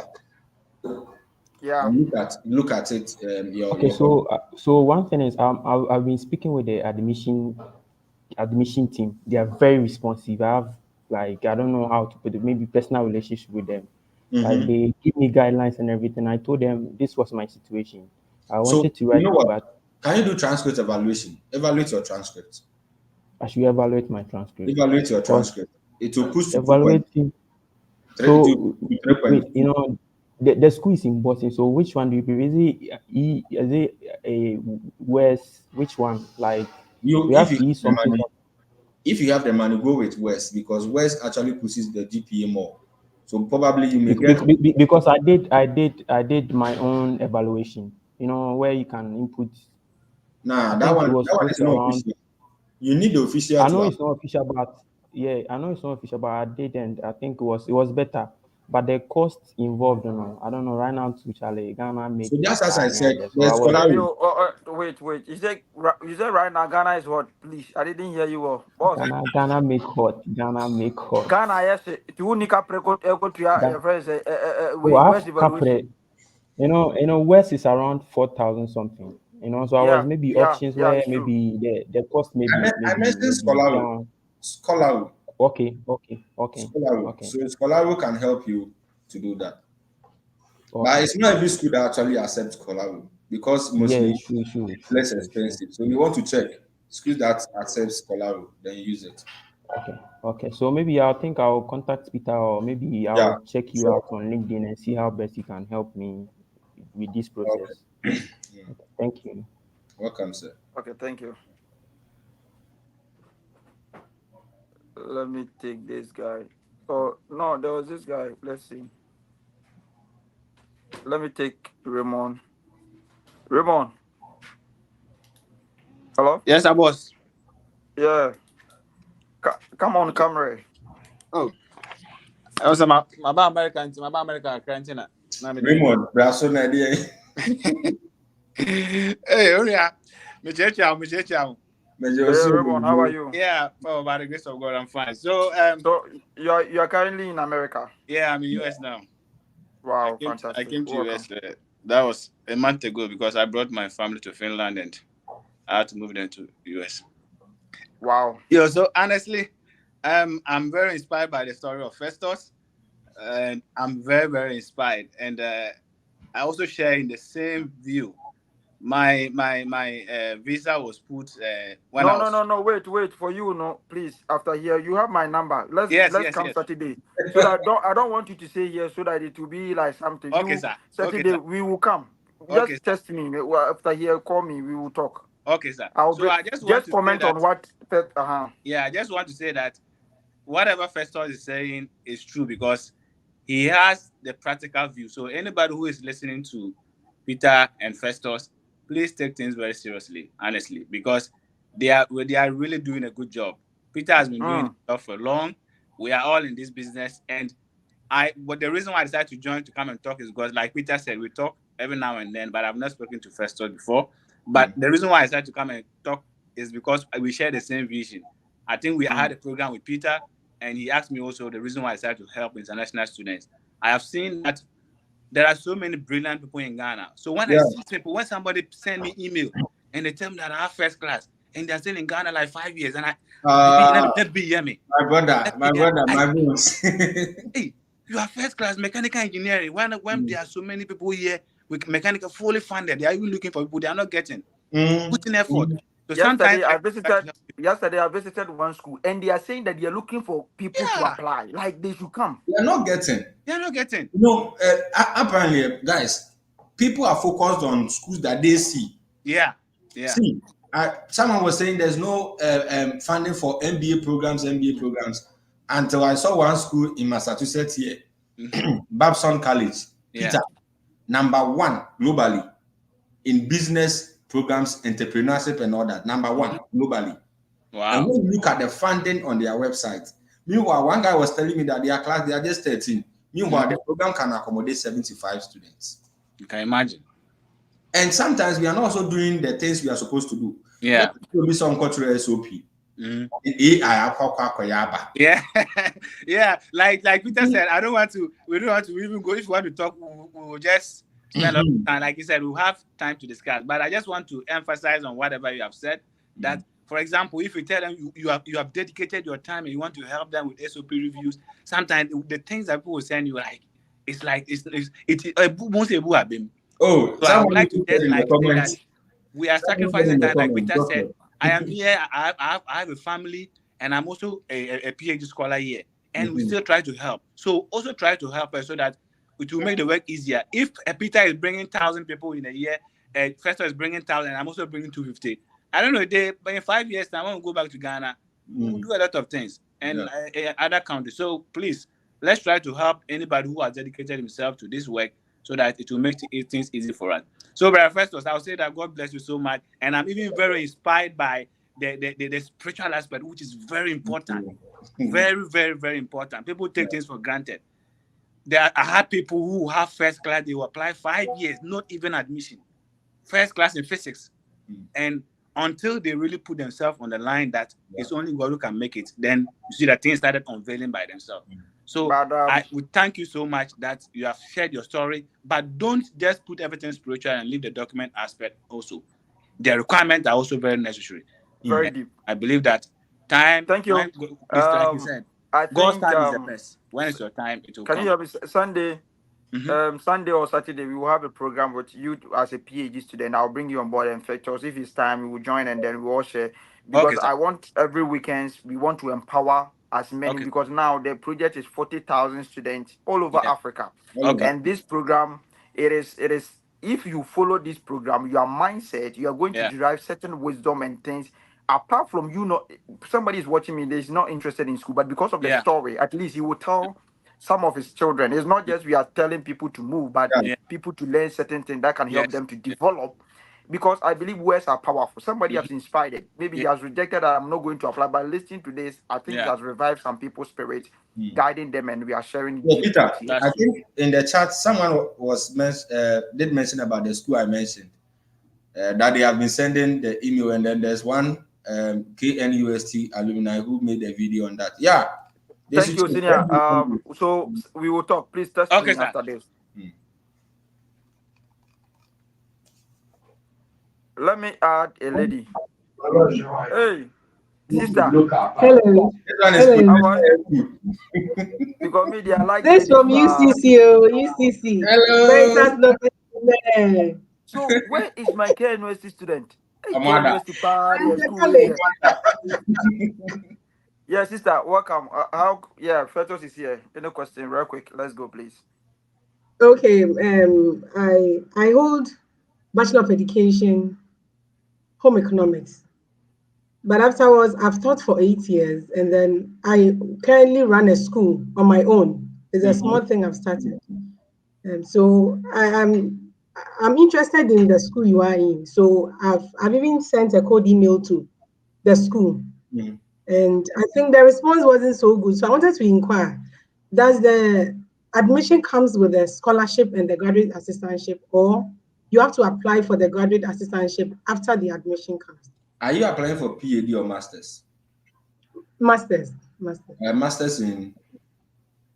Higher education. Okay, so for our program, when you get the admission, they will send you the various assistantship positions available. Then you apply. Then when you are done, you get interviewed for. But then there are other programs, the assistantships are attached to the admission. You have to secure the assistantship before they can give you an official letter that you have been admitted into the program. So what I want you to understand is that don't focus on only schools that you hear, like in one meeting, like me mentioning my school. Don't focus on that. There are so many schools. Okay. Your focus be that you are looking for a school that you secure a good assistantship that will support you, especially in paying your tuition fees. For the living expenses, we are able to cover them ourselves.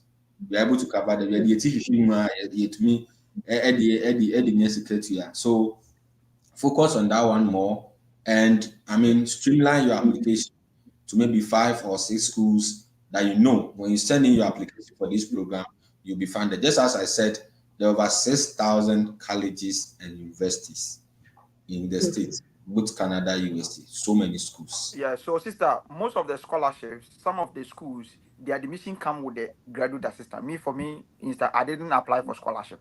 Yeah. The moment Okay. I get admission, they gave me the scholarship based on my GPA and my results. I didn't apply for scholarship. So most Okay. 99% of schools in US and Canada, it is automatic scholarships, such as graduate assistantship or the research. You need to have cold email with the professor and the graduate administrative, as my brother is doing. Sometimes you need to work in the library, sometimes in transport, Yeah, sometimes a lot. in school food and everything, sometimes in the dean office.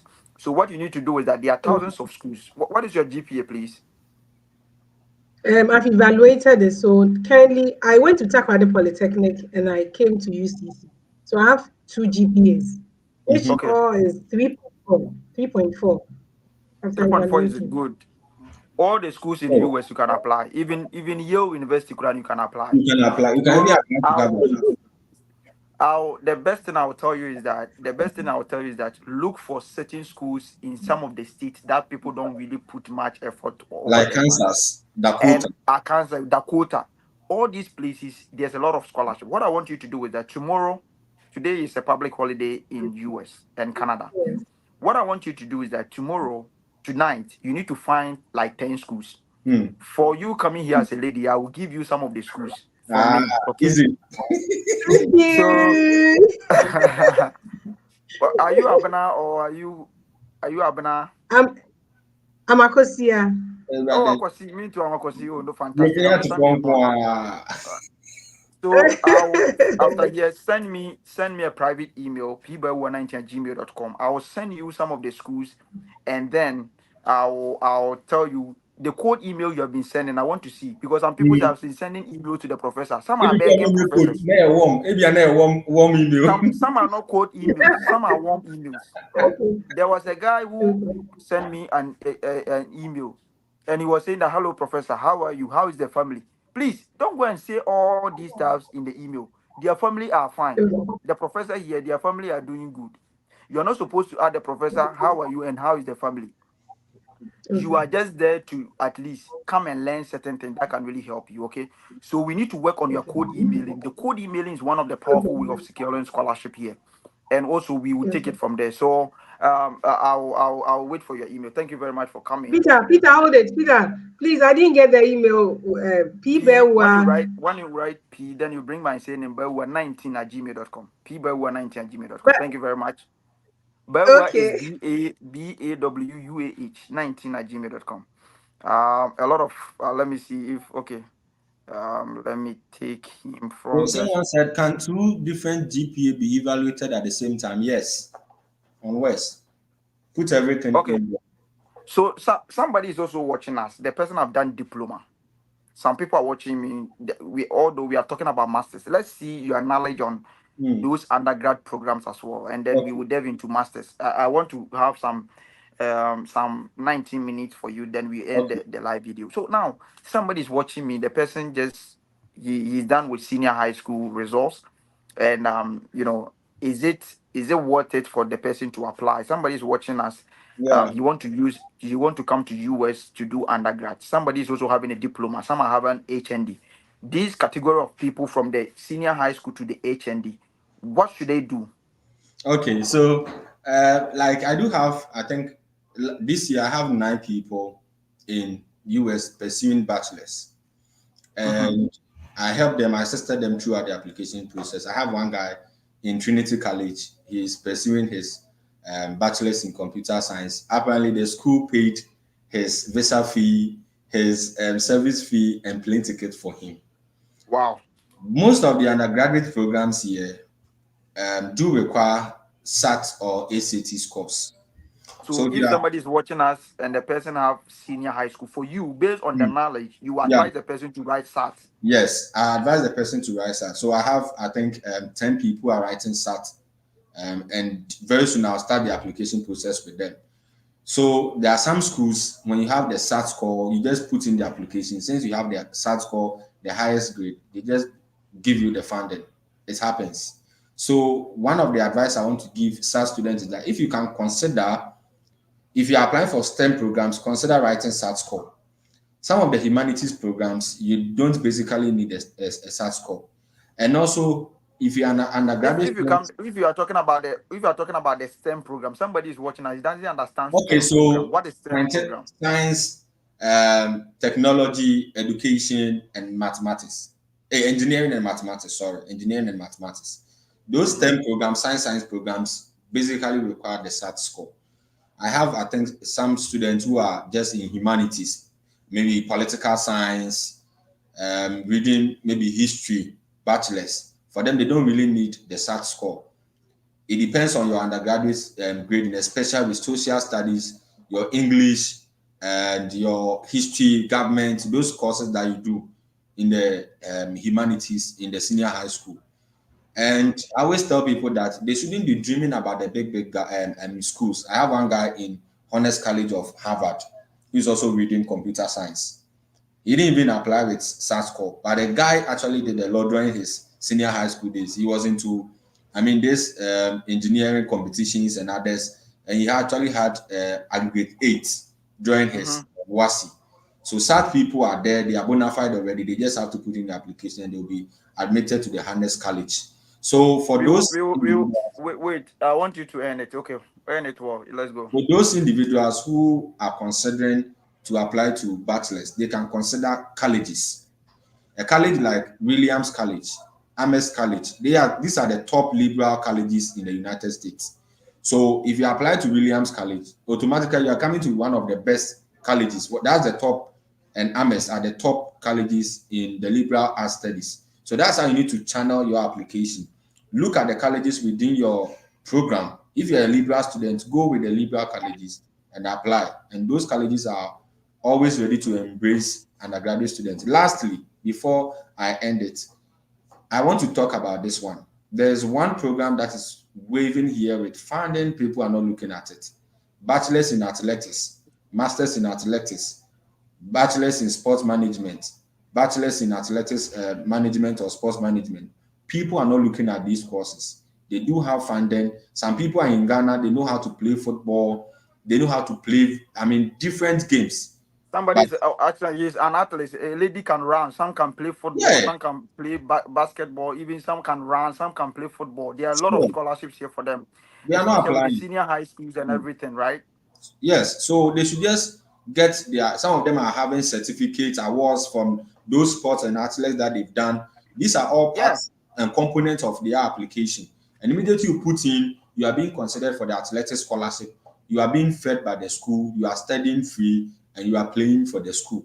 So these are some Wow. of the things I want to also I share. think we'll be talking right now. I'll be seeing. Yeah. Hello. Welcome to my page. Yeah. We are here. You can go on. You are doing a great job. Okay. Thank you very much. I've been seeing your comments today. I'm talking to you. Thank you very much. Go on. Anyway, yeah, so Team Ken US in the building. I was in Katanga in first year. Yeah, I thought to join the live and then commend Peter and then Festus for the marvelous work you guys are doing, honestly, because you are doing a yeoman's job to want to pull everyone on board, especially along the pedals of education, is one that needs commending. So big ups to yourselves, and then let no man discourage you from whatever it is that you are doing, because um, education would forever liberate. Mm, Education would forever and ever liberate. Knowledge will forever remain power. mm, Yeah, and for the person who asked about how to convert the cumulative weighted average for those of us who attended KNUST to the CGPA, yes, I rightly posted in the comment section the fact that one KNUST alumni had done a good job in doing the conversion. So you could actually go to wes.org and then you could go through the process. Unfortunately, those of us who are here in Ghana isn't um, amongst the countries that have access to the conversion for free. So you should select the United Kingdom as being your country in which you attended school. But then for the CWA, yes, you just select that one and then enter your percentage. They would ask for your email address and then they would send it to you via email. So you could do that. For Scolario, it limits you as to the number of even courses to add when you want to do the conversion. Yes. So, but anyway, Charlie, move with Juma, move with Juma. We will be Thank joining you. you Thank guys. you. I Thank appreciate Prince. God bless you. I think there's God bless. one guy. I am Bismarck, currently a TA at Hyper Department in UCC. Yeah, we will read some of the comment. Some of the comment. Let the comment come. We will take our time Wow. with it. Yeah, hello. Go on, bro. I can't hear you. I think you are muted. All right, thank you. Thank you, Peter and Sir Kobe. Bro. Sir Kobe, you are doing a great job and you've inspired me so much, with this journey, I started mine right after graduation. You were there, my TA. You were helping us in the religion So, department. where are you? I'm in Ghana. My name is Hey, Jesse. Jesse. because you're back. You're back. It seems you are in America. I don't know whether something flashed. I If you don't know. promise me prophecy, I receive it. Oh, receive it, my brother. Go on. Um, um, I graduated from UCC with a CGPA of 3.3 from the Department of English and History, combined major. And I've been applying. I get admissions, but no funding, and still struggling. But now they are inspired, and I know that this time around it's okay. But my question is with writing samples. Some school demands 20 pages, others 17, and I usually use my undergraduate thesis because I feel that it is strong enough since um, Dr. Milaro, under his strong leadership, I had B plus in it. But it's really voluminous, about 90 something pages. Am I to remove some and add some, or just send it Okay. as it is? So I think I get your question.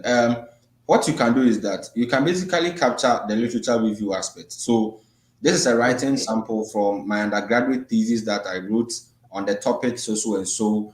Due to how voluminous the work is, I've reduced the literature review as a writing sample to support my application for this program. I said something small on top of it. Then the person will know that you are just writing about the literature review of the topic that you worked on during undergraduate studies. You have to make sure that you refine it very well and you put it in plagiarism check for you to check that you are not plagiarizing other people's content and all that.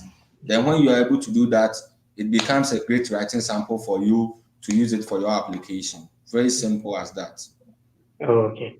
Thank you very much. You're welcome. Thank you. Thank you. Thank you. Thank you. Somebody is asking that Peter, we can't see the guest. Please, is it Nalidi? Nalidi, you are watching me. Please go to my the top of this video on Facebook. You will see the link over there. Use the link. I will see you here, and then I will accept you. Please come on. I don't know who is this. Let me see if I can. Hello, Sunday. Hello, hello. Yeah, hello. I have already been called in to make a submission. Okay. So we are talking about what about those people with diploma, teachers, diploma? They have only diploma. They have HND. Yeah, I think These people are also part watching us. Some people have diploma, but they want to come to US to study. Some have HND. This particular HND and diploma, what scope should they fall, and what okay. knowledge can you be able to share here? Yeah, so I think I had a friend who also did diploma in nursing also from one of the schools, but she had more of practicals, like the practical sessions and the internships. So when she did the transcript evaluation, West actually evaluated it as bachelor's for the person, Mm. which is basically diploma in Ghana 3 years. So they evaluated it as bachelor's for the person. Now, for those people who are basically teaching, in the teaching field, whether you are diploma in basic education, one of the things I always want to say is that let us try to align what are the application document that we have in line with the US system. So if you can evaluate your transcript, it's going to boost it up, then to be able to determine whether it is close to bachelor's or still maybe associate degree. Here they do have associate degree. But then you can use that diploma to apply. You can either apply for transfer. Transfer, basically, you are coming to transfer to continue your program. I have someone who actually did that, and the person is currently reading nursing. She had a certificate in nursing. She's currently reading, nursing here, and she started from level 200, year 200, year 2 here. So there's that kind of approach is also there. But then I always say that communication is very important. You see, so let me say I have basic education certificate or diploma, and I'm applying to maybe Peter's school. I say, okay, hello, program coordinator. My name is so and so. I hold a diploma in basic education from the University of so and so or the College of that. I've been teaching for the past 7 or 8 years, and I believe that it is time for me to now refine my pedagogical knowledge and content knowledge in the field of so and so. I am ignited in, or I'm passionate about applying to your program, and I want to find out if my qualifications do match the program admission requirements. And so you send in your CV, you send in your certificate, then you do ask if indeed you qualify. They'll tell you, okay, just put in the application. They are there to help you. It happens to So some people. one of the mistakes those people with HND and diploma they are not doing is that they don't try to ask questions from the school, right? Exactly. And You don't ask. That's it. Because some of there's this person going to the school that I mentioned. They are going to read adult health nursing. Apparently, the guy had a diploma in nursing, and that he's now going to do the masters. So just look at it. He has actually skipped the bachelor's, and he's now going to do the masters. Why? Because of 10 years working experience. There are some okay, so sometimes some people using diploma, their working experience can also exactly be this thing. And even sometimes the working experience can even waive the GRE for some people. the GRE in my school like the this, work evaluation. the Eisenberg School of Business. If you have a 3 years working experience, you don't need the GRE. Hello, sir. Welcome to my page. This is Peter Belwa. Festus is here. Do you have any question, please? Please, we can hear you. Good morning. Good morning, bros. Yeah, Good morning. morning, Mr. Bello. Yeah, I'm happy to be on your live. Please, I have my degree. Then I have 3.05. I studied agricultural production and management science. I don't know what I can do. Maybe I can follow a fully funded program for my master's. Is it 3.05 on 5.0 or 4.0? 4.0. From which university, please? Here in Nigeria, Tai Sholari. Okay, so how long have you been working? I've been working for the past 7 years. I just finished my master's in fishery, but I'm here to collect my results, so I can say I have my degree result at hand. I can't use that one because I'm here. So don't apply for bachelor's. Don't apply for master's again. Apply for PhD. Yeah, I'm here to collect my results at school. I just defend my project 2 months ago. Okay, so just as I'm saying, since you have a master's waiting for you, one advice I want to give is that probably you have your work going to be published. You can deduce something from the project that you did for the master's, and you publish it in an international journal. I know Nigeria, there are so many journals that you could do publish in. And you don't even have to write much. Publish 1 or 2 journals and use it to apply for a PhD program. It comes with full funding. And what you have filled, the field that you are talking about right now, fishery and those kind of stuff, they are looking for scholar. When I go to LinkedIn, you can see people looking for plant science, animal science, all this, which is a fully funded scholarship PhD program for you. So what we need to do, as my brother is saying, is that is either I will not advise you to even apply for masters, but if you can look for PhD program, one thing that you need to do is that most of the PhD program, you need to use code email to talk about how your research align with professors.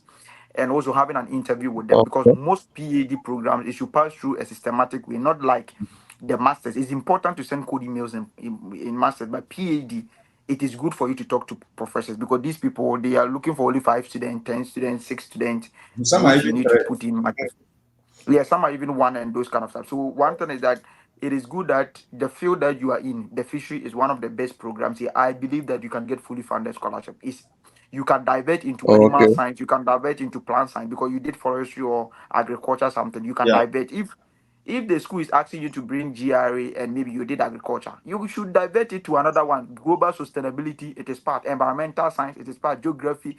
So I don't understand why people will say, Peter, they are demanding for GRA. Why don't you look for other related programs and divert your SOP there?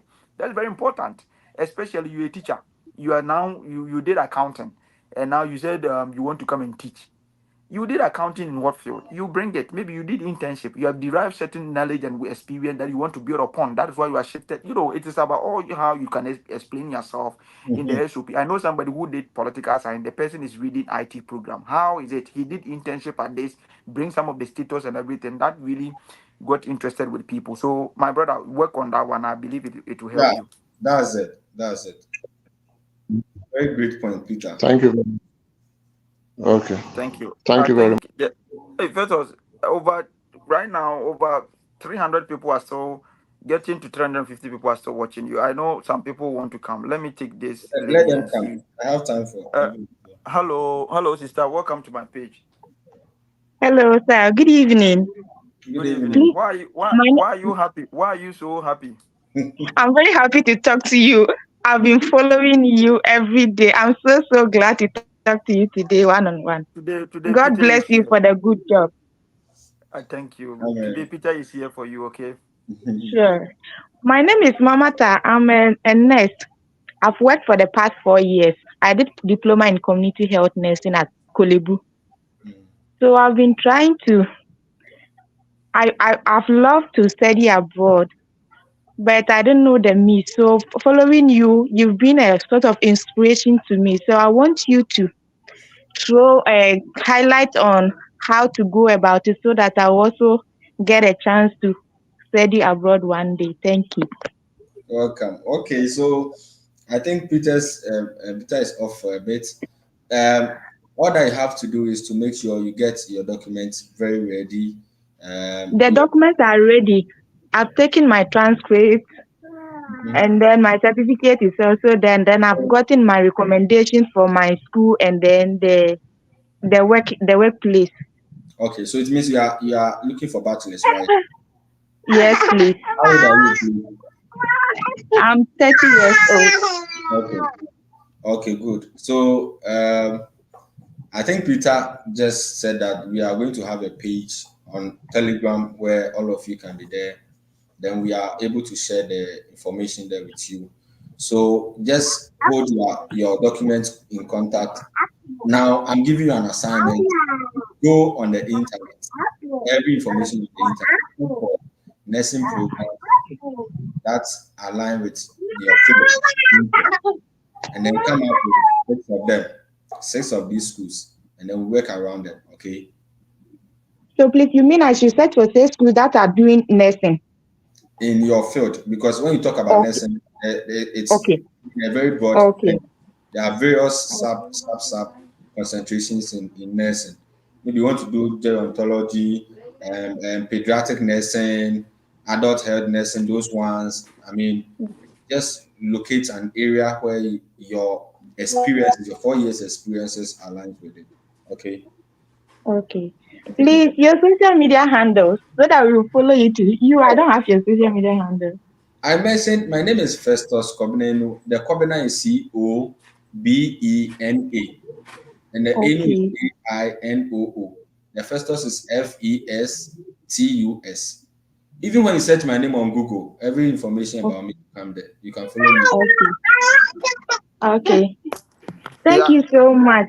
God Thank you. bless you both. Am I live, please? Yeah, Can you're you hear live. me? They are live. Sorry. So sister. I can see you are very happy talking to me. God bless you. Eh? Yes. I don't know. Most people are very happy when they see me online. Thank you for your support. I appreciate it. I Okay. really appreciate every bit of work that you are putting in. God bless you wherever you are and pave Amen. plenty ways for you to help us Amen. to come and join you. Amen. Amen. And next year by this time, when you are coming here, I'll be interviewing you. Okay. Yeah, thank Inshallah. you. Inshallah. Was it inshallah? Was it inshallah? Was it inshallah?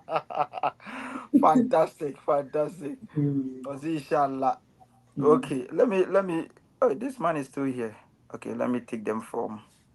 Um and this one. Okay, so now you were talking about the diploma and HND Mm, people. mm. Let's continue with that, and then we will end it in a minute. Yeah, go Okay. on. So with So, with people with HND, people with HND and diploma, mm. do they also write the GRE or the SAT, or I don't know? No, normally, just as I said, some people have, prior experiences in the field that they want to go in. Uh-huh. Obi a edwuma 4 years, Obi a edwuma 5 years, 3 years. It qualifies for some of these test scores. Uh-huh. So I always say that reach out to the program coordinator or admission committees, ask them questions. Maybe you want to apply for nursing, just as our sister wants to apply for nursing. So you can reach out to the program coordinator. In Ghana, we call them head of department. Also, you have this experience. This is your academic credentials. You want to find out if you still qualify for the program. If you do qualify, they will tell you. If they have to take any additional documents from you, they'll do that. Then they'll give you the go ahead to start applying. If they communicate to you and they say, okay, go and write something, and you think you don't have money, I believe that was the situation I found myself in. I didn't have any money to do transcript evaluation, not to talk about even GRE. So basically, everything was about me asking questions, joining information sessions. So let me say this one too. So every program, sometimes they do have information sessions where they talk about the program. You meet some faculty members, you hear something from them, you hear from current students in the program and all that. All these meetings help you to know where the program fits your interest and then within your career. Then you can just put in the application. Very simple. With the US, some people also want to use the Empower loan because some people are not able to get funding. Some people have gotten admission to the US, but they are struggling to get funding. With your experience, I don't know if the question I'm asking him is very critical because Yeah, I believe, yeah, with your experience, those people who have gained admission to US. For Canada, you can use it, but I don't know how US system you use loan. You are going on for an interview. You have won maybe an admission to come and study in US, but you have not gotten funding. yeah. What advice are you going to give to someone who has gotten admission but without funding, especially to come to the United States? Should the person use bank statement or funding, or is Empower worth it in this area? Um, Thank you, Peter. Let me use this one to decode something in all Ghanaian youth, especially my Ghanaian fellows. More often, we go and borrow people's bank statement to go for our interviews. I have like 3 people. They have their visas currently, but they can't travel to the state. Why? How are you going to pay the money? You use someone's bank statement and you were approved. Now you don't have the money to pay their fees. So how do you go? You don't have any graduate assistance. So I always tell people that do the work, do the work, do the needful. If you can secure funding, do everything to get it. If you can't, I have 3 people who were approved. One, the deficit of 53,000 with Prodigy Finance, and another with 55,000. University of, is it Michigan Technological University? Mhm. Now, those people are people, immediately they stand in front of you, Peter, you know that these people are good students. Because when I was interviewing them, the comments, the responses to their questions and all that, and even how they discuss their payments plan alone to you, it will push you to approve their visas. So these people already, they are going to have the money from Empower Loan to pay, and after their graduation or still whilst they are studying, they have to pay the interest, and when they are done, they pay the other interest on the loan. That is fine. But most often, people who come here without, funding, it's very, very difficult, especially when you live in a state where the cost of living is very high, like Massachusetts, like DC, Washington area, and those places where cost of living alone can hit around 27,000 within one academic year. Very, very, very tedious. So I always advise people that try as much as possible to get the funding. If you can't get the funding, fine. You may want to consider using Empower Loan, which is not to me advisable. But then it's not every one story that we can, put up across here. Have people who are approved with Empower and do your story, like own your story. So this is just very funny. I was interviewing this lady. She was going to University of Alabama to read, I think, a program, masters in gender and women's studies. And when I asked her why are you going to read this program, she was like, "Oh, she has been doing that. She has been doing that at the Ministry of blah blah blah. So going to pursue these programs, you come back and do that." I said, "Okay, I want to know your story. You are hiding something from me. Why are you so interested in gender and women's studies?" Then she said that, "Oh, at a point in her life she was raped." And I was like, "Oh, that's your story. Go and tell the viewer that you were raped at age maybe 13, as you said." And that actually ignited your passion to go and read gender and women's studies, to delve deep into how you can support women in that situation that you find yourself in. It wouldn't even matter about the deficit you're having, $53,000 that you're having, your visa will be approved. Funny enough, see, when the Chinese woman asked, "Why are you so interested in gender and women's studies?" Then she said this, "Oh, wow, really? Okay, so how are you going to pay your, okay, so I've secured a prodigy finance, your visa has been approved." She didn't even let the lady land. She approved the visa. Another component was, educational psychology. This guy had a deficit of, I think, 43,000. And I was telling the guy that you have been working in autism, people with autism. Go and sell the story. You are passionate about it. Tell them the truth. So he also went, "Why are you interested in this?"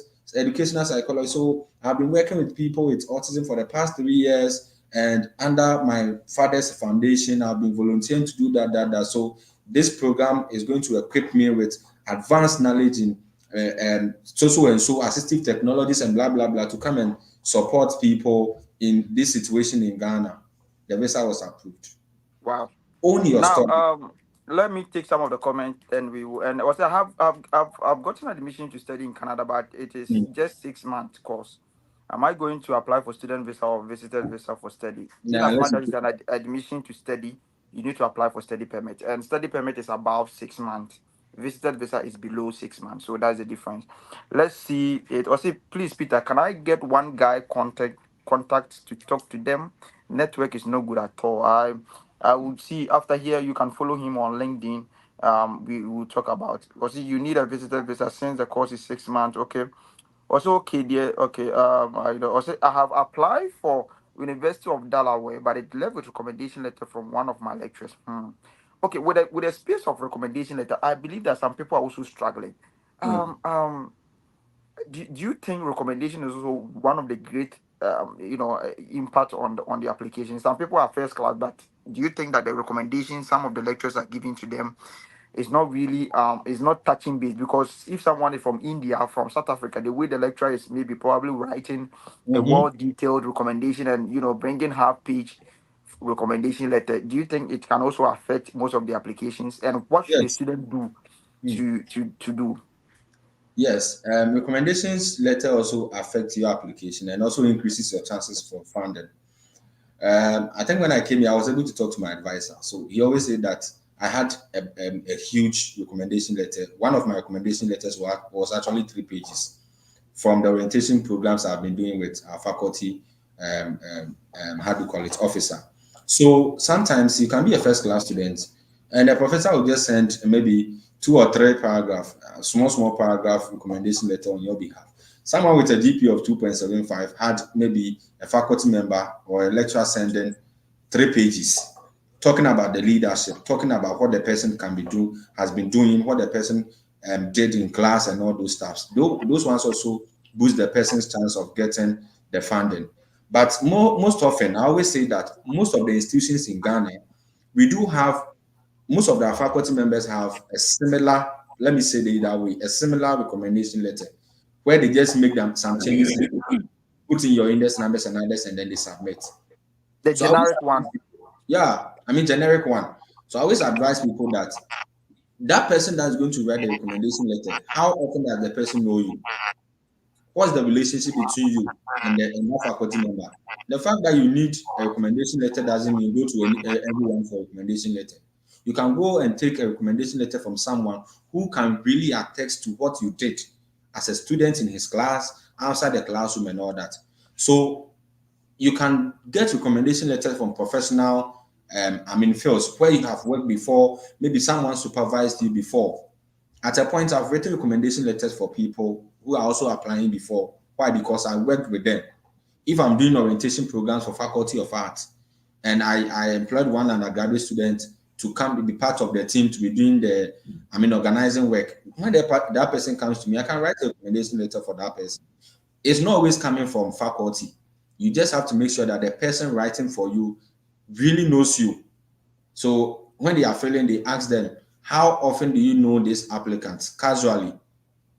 Do you recommend this applicant enthusiastically? These are some of the questions they do respond to some of these ones. So don't look at only your lecturers. Wherever you have worked, they can give you a recommendation letter. But don't use friends. Don't fake any recommendation letter. Very, very bad. I think your network. Hello, sister. Welcome to my page. Hello. Yeah, we can hear you. Go on.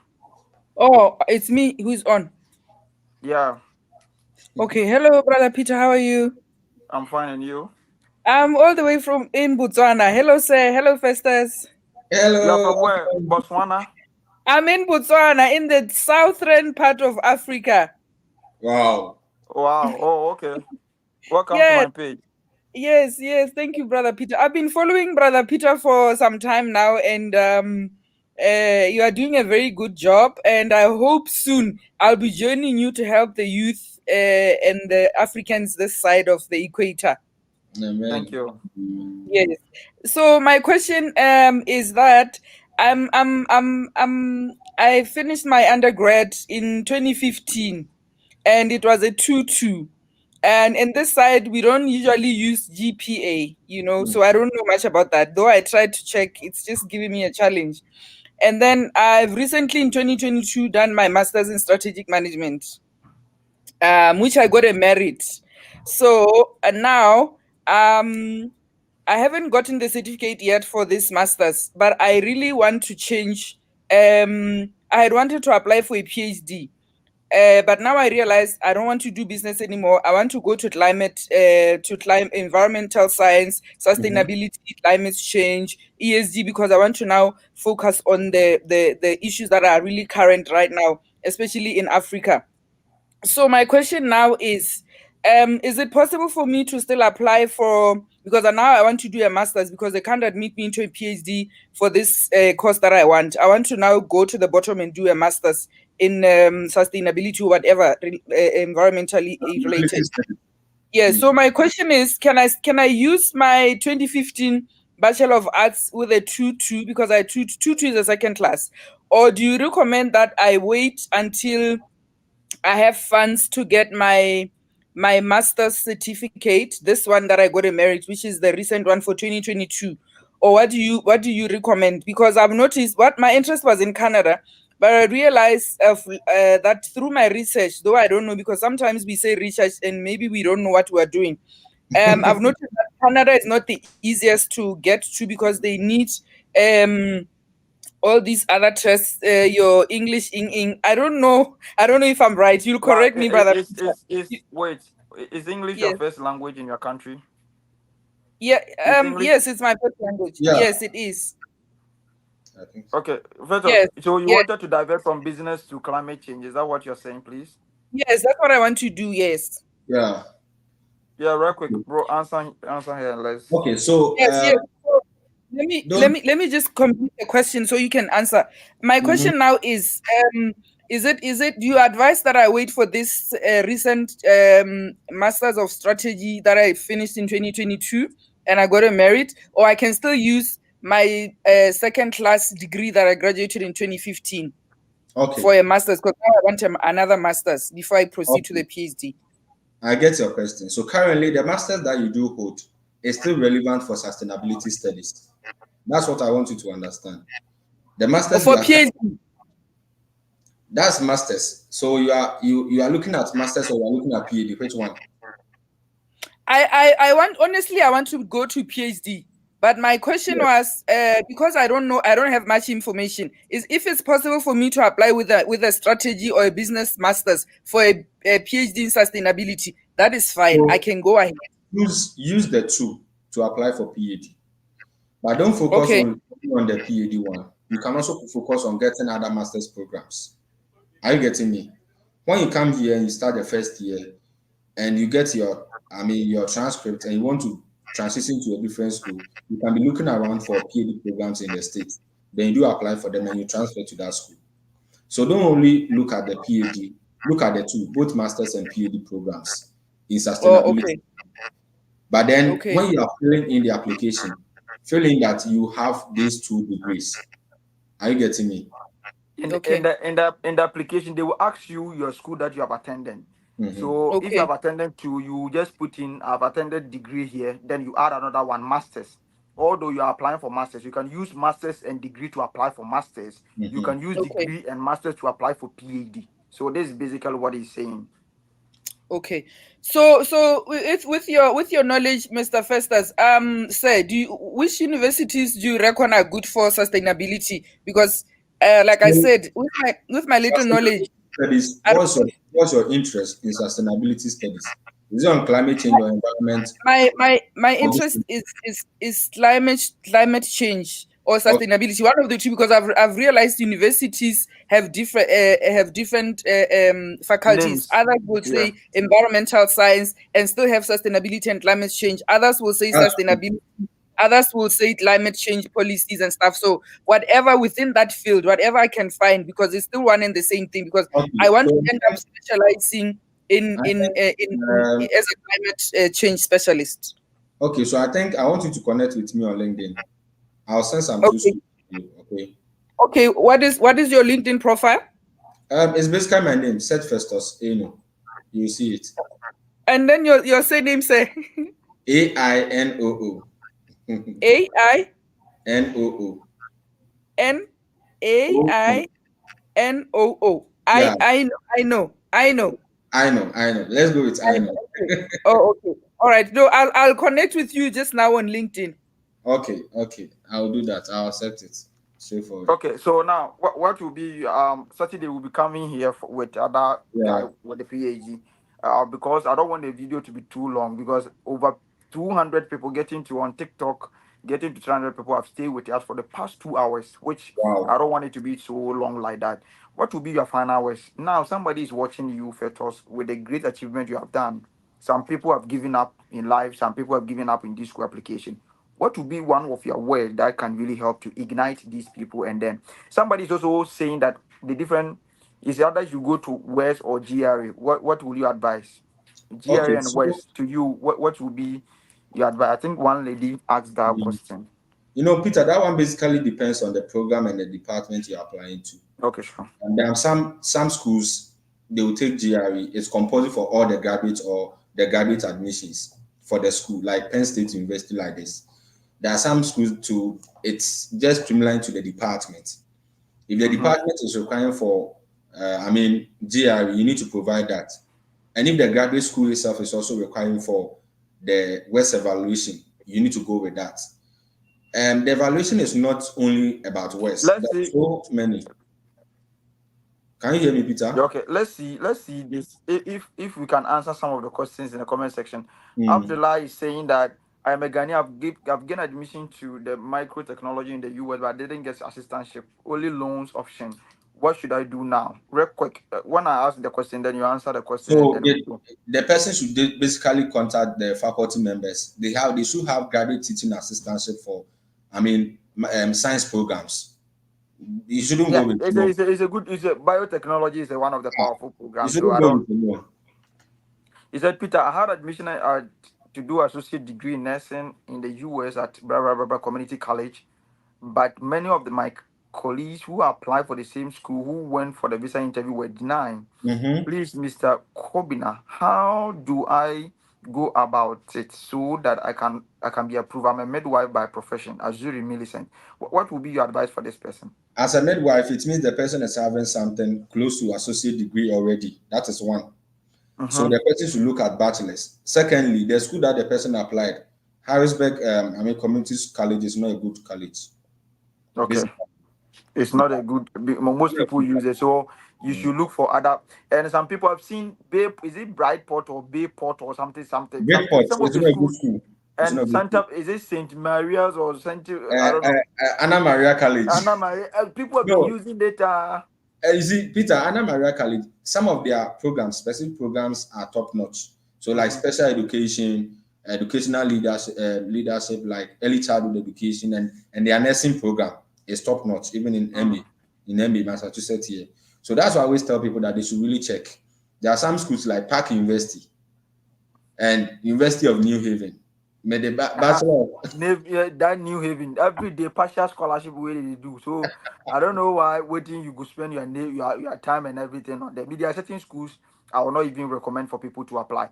I'm telling you that there are thousands of schools. I didn't know some of the schools could have over 4,000 schools. You can't tell me that you can't get 10 schools in the US to apply for your school.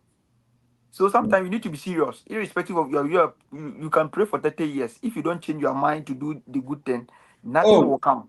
So Peter, there's some great news in there. City TV is watching. where is City TV? That's what they are saying in the comment section. I don't know. I think some of the Ghanaians. They said City TV is watching. City TV. Yes. Tell them quite true. Please, City TV, please connect with me. Connect I have a lot. with my boy. I have a lot of things to share with the youth of Ghana. If you are watching me, connect with me. I will come on full interview. Thank you for that. Was it Peter? Between evaluating my transcript and writing GMAT, which one would you recommend? It all depends on the program that you're The coming to do program, and yeah. the necessity that. Bro, Peter, I want to study mathematics I want to study masters in mathematics.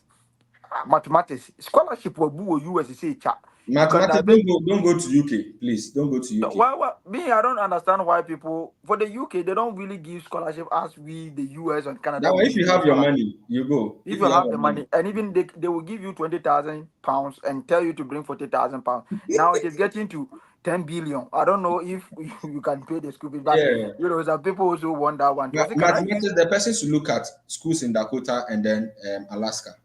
Yeah. Can you use diploma and degree to apply for masters? Yes, that is Sure. very good. Combine the transcript together. Yeah. If you have a diploma and you have a degree and you're applying for school, combine the transcript together, scan it together, let the degree up and the diploma down. The first one that you just completed will be the first one, and the second one will come. And then you send it to the graduate coordinator to ask to verify if you meet the requirement. I think that one will be very, very good for. He said City TV is watching. They Wow, say you are live fantastic. on TV. God. Hey, City TV. Like seriously? Hey, Charlie. I Oh, did. someone is asking, did I pay application fees? Apparently, I pay only 3. The rest are all free. Writing emails for them to waive. I can see Letitia is also here. This lady is doing marvelous thing for me. Yeah. Was it, is it possible for someone to use HND with a study gap of 10 years to get admission? 10 years gap with HND. Do you think the person can get admission and Yeah. scholarship? It all depends on how you can fill in the 10 years gap. What And were then you the doing with statement the of 10? purpose. The statement of purpose. So if you think that you completed school in 2013, 2014, you are watching me right now, there's a gap of 10 years.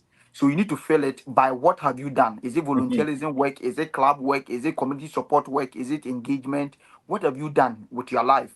It is very key for you to also bring that one, which is very key for me. I would say that. Can I change my visitor visa after the 6 months? Abana,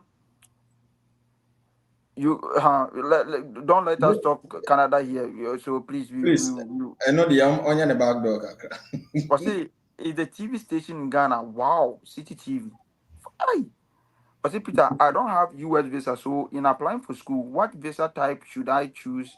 F1 visa. F1 visa. Yeah. Let's say if you want to connect. So now if somebody want to reach you, still people are still watching us right now. Senior. Over on TikTok and Facebook, people are still watching us. How can somebody reach out to you? Okay, so I'm all over the internet. You just search my name, Festus Kobnenu. You can see my small website that I started where I was saying about my booking house stories some years ago. And then I'm on LinkedIn, I'm on Facebook with the same name. With the same name. On X, I'm also there.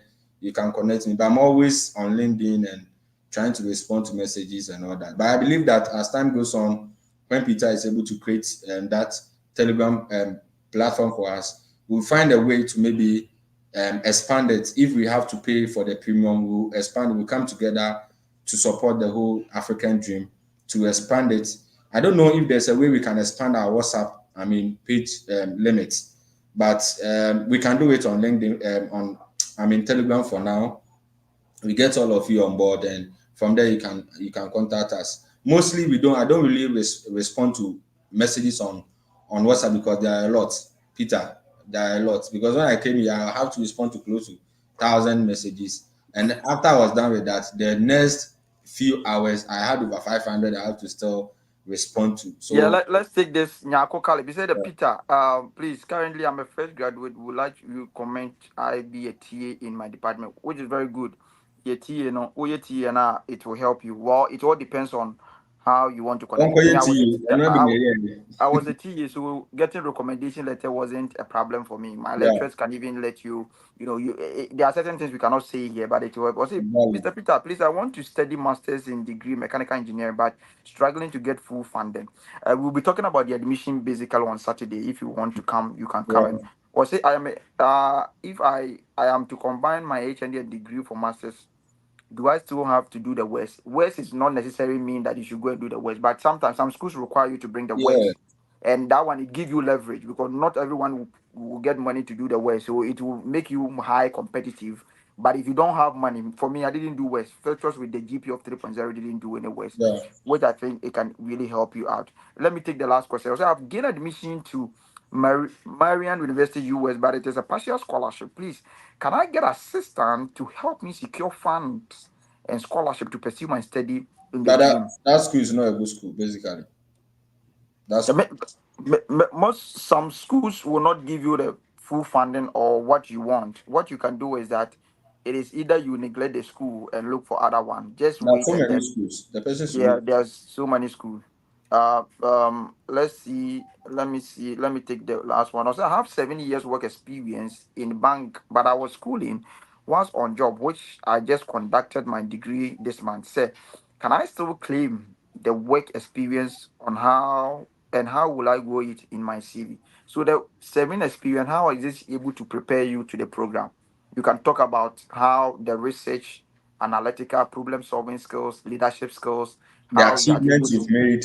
the achievement you have made, the impact that you have made, some of the Mm. problems, critical things that you have able to use your skills to utilize, and how it has able to prepare you for the program, and how the program will help you to increase and expand your horizons and cross pollinate ideas, which is very very good.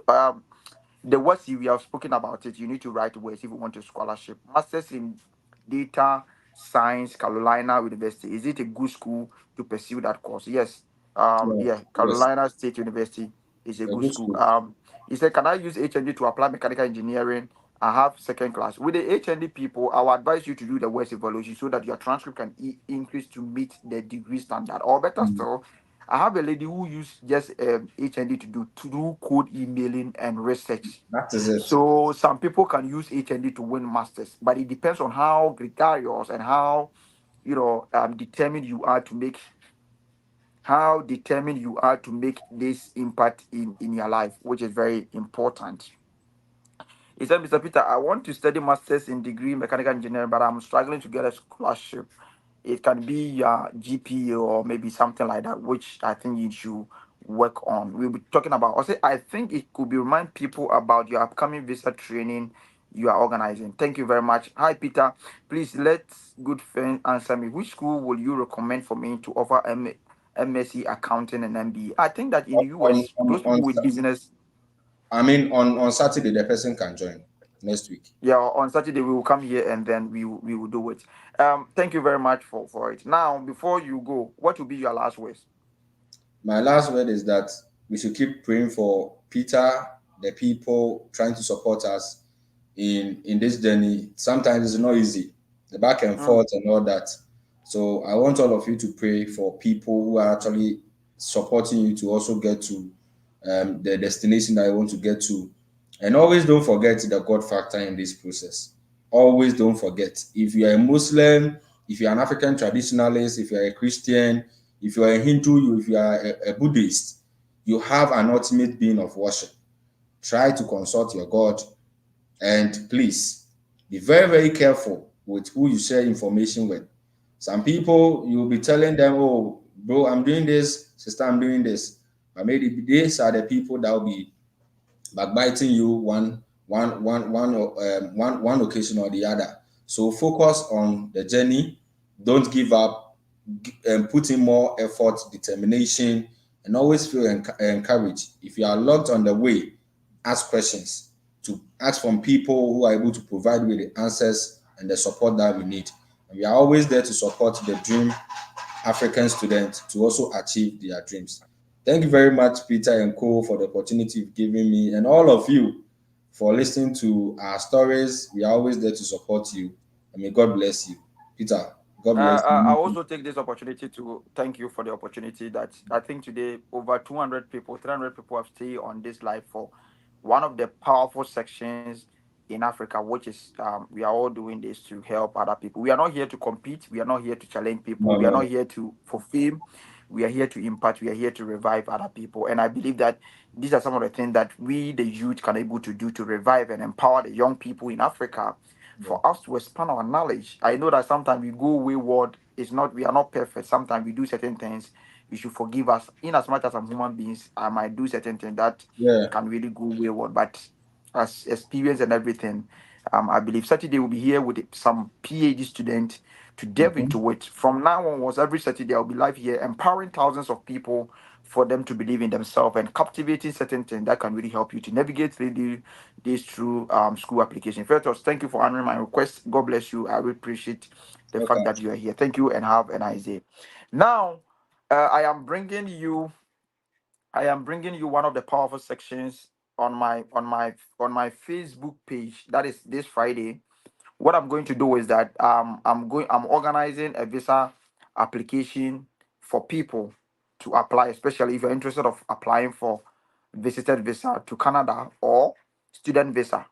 I believe that I have this knowledge. I've helped thousands of people to secure their visas. It's a knowledge. I don't want to be an agent where I need to, charge you huge sum of money, $7,000, $8,000. No, just pay something small. I think it's $25. Some are $50. It depends on what you want, and come and learn. If you really want to learn how to do the visa yourself, you can register to come. My PA number is on my bio.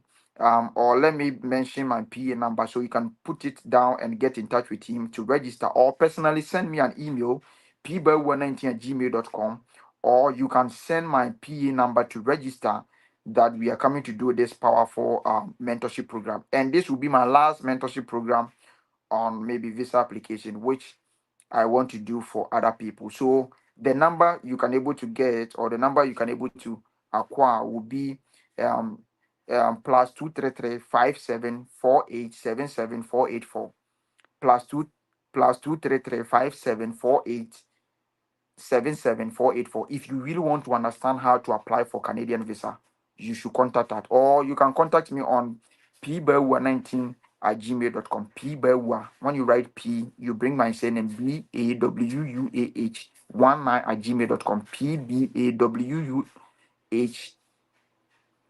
19@gmail.com. My name is Peter Bewa. Thank you for loving me. I just wanted to share this live video. Let this inspire. I will see you in Saturday. But in the course of the week, I'll be bringing some of the life history, some of the empowering sections. But Saturday, we'll be doing visa application and school application. We want to help you this year. Something should happen in your life. I thank you all and I respect you. God bless you. If we said anything that you don't like, please forgive us. We are all human beings. I'm still learning. Thank you very much. See you. I love you.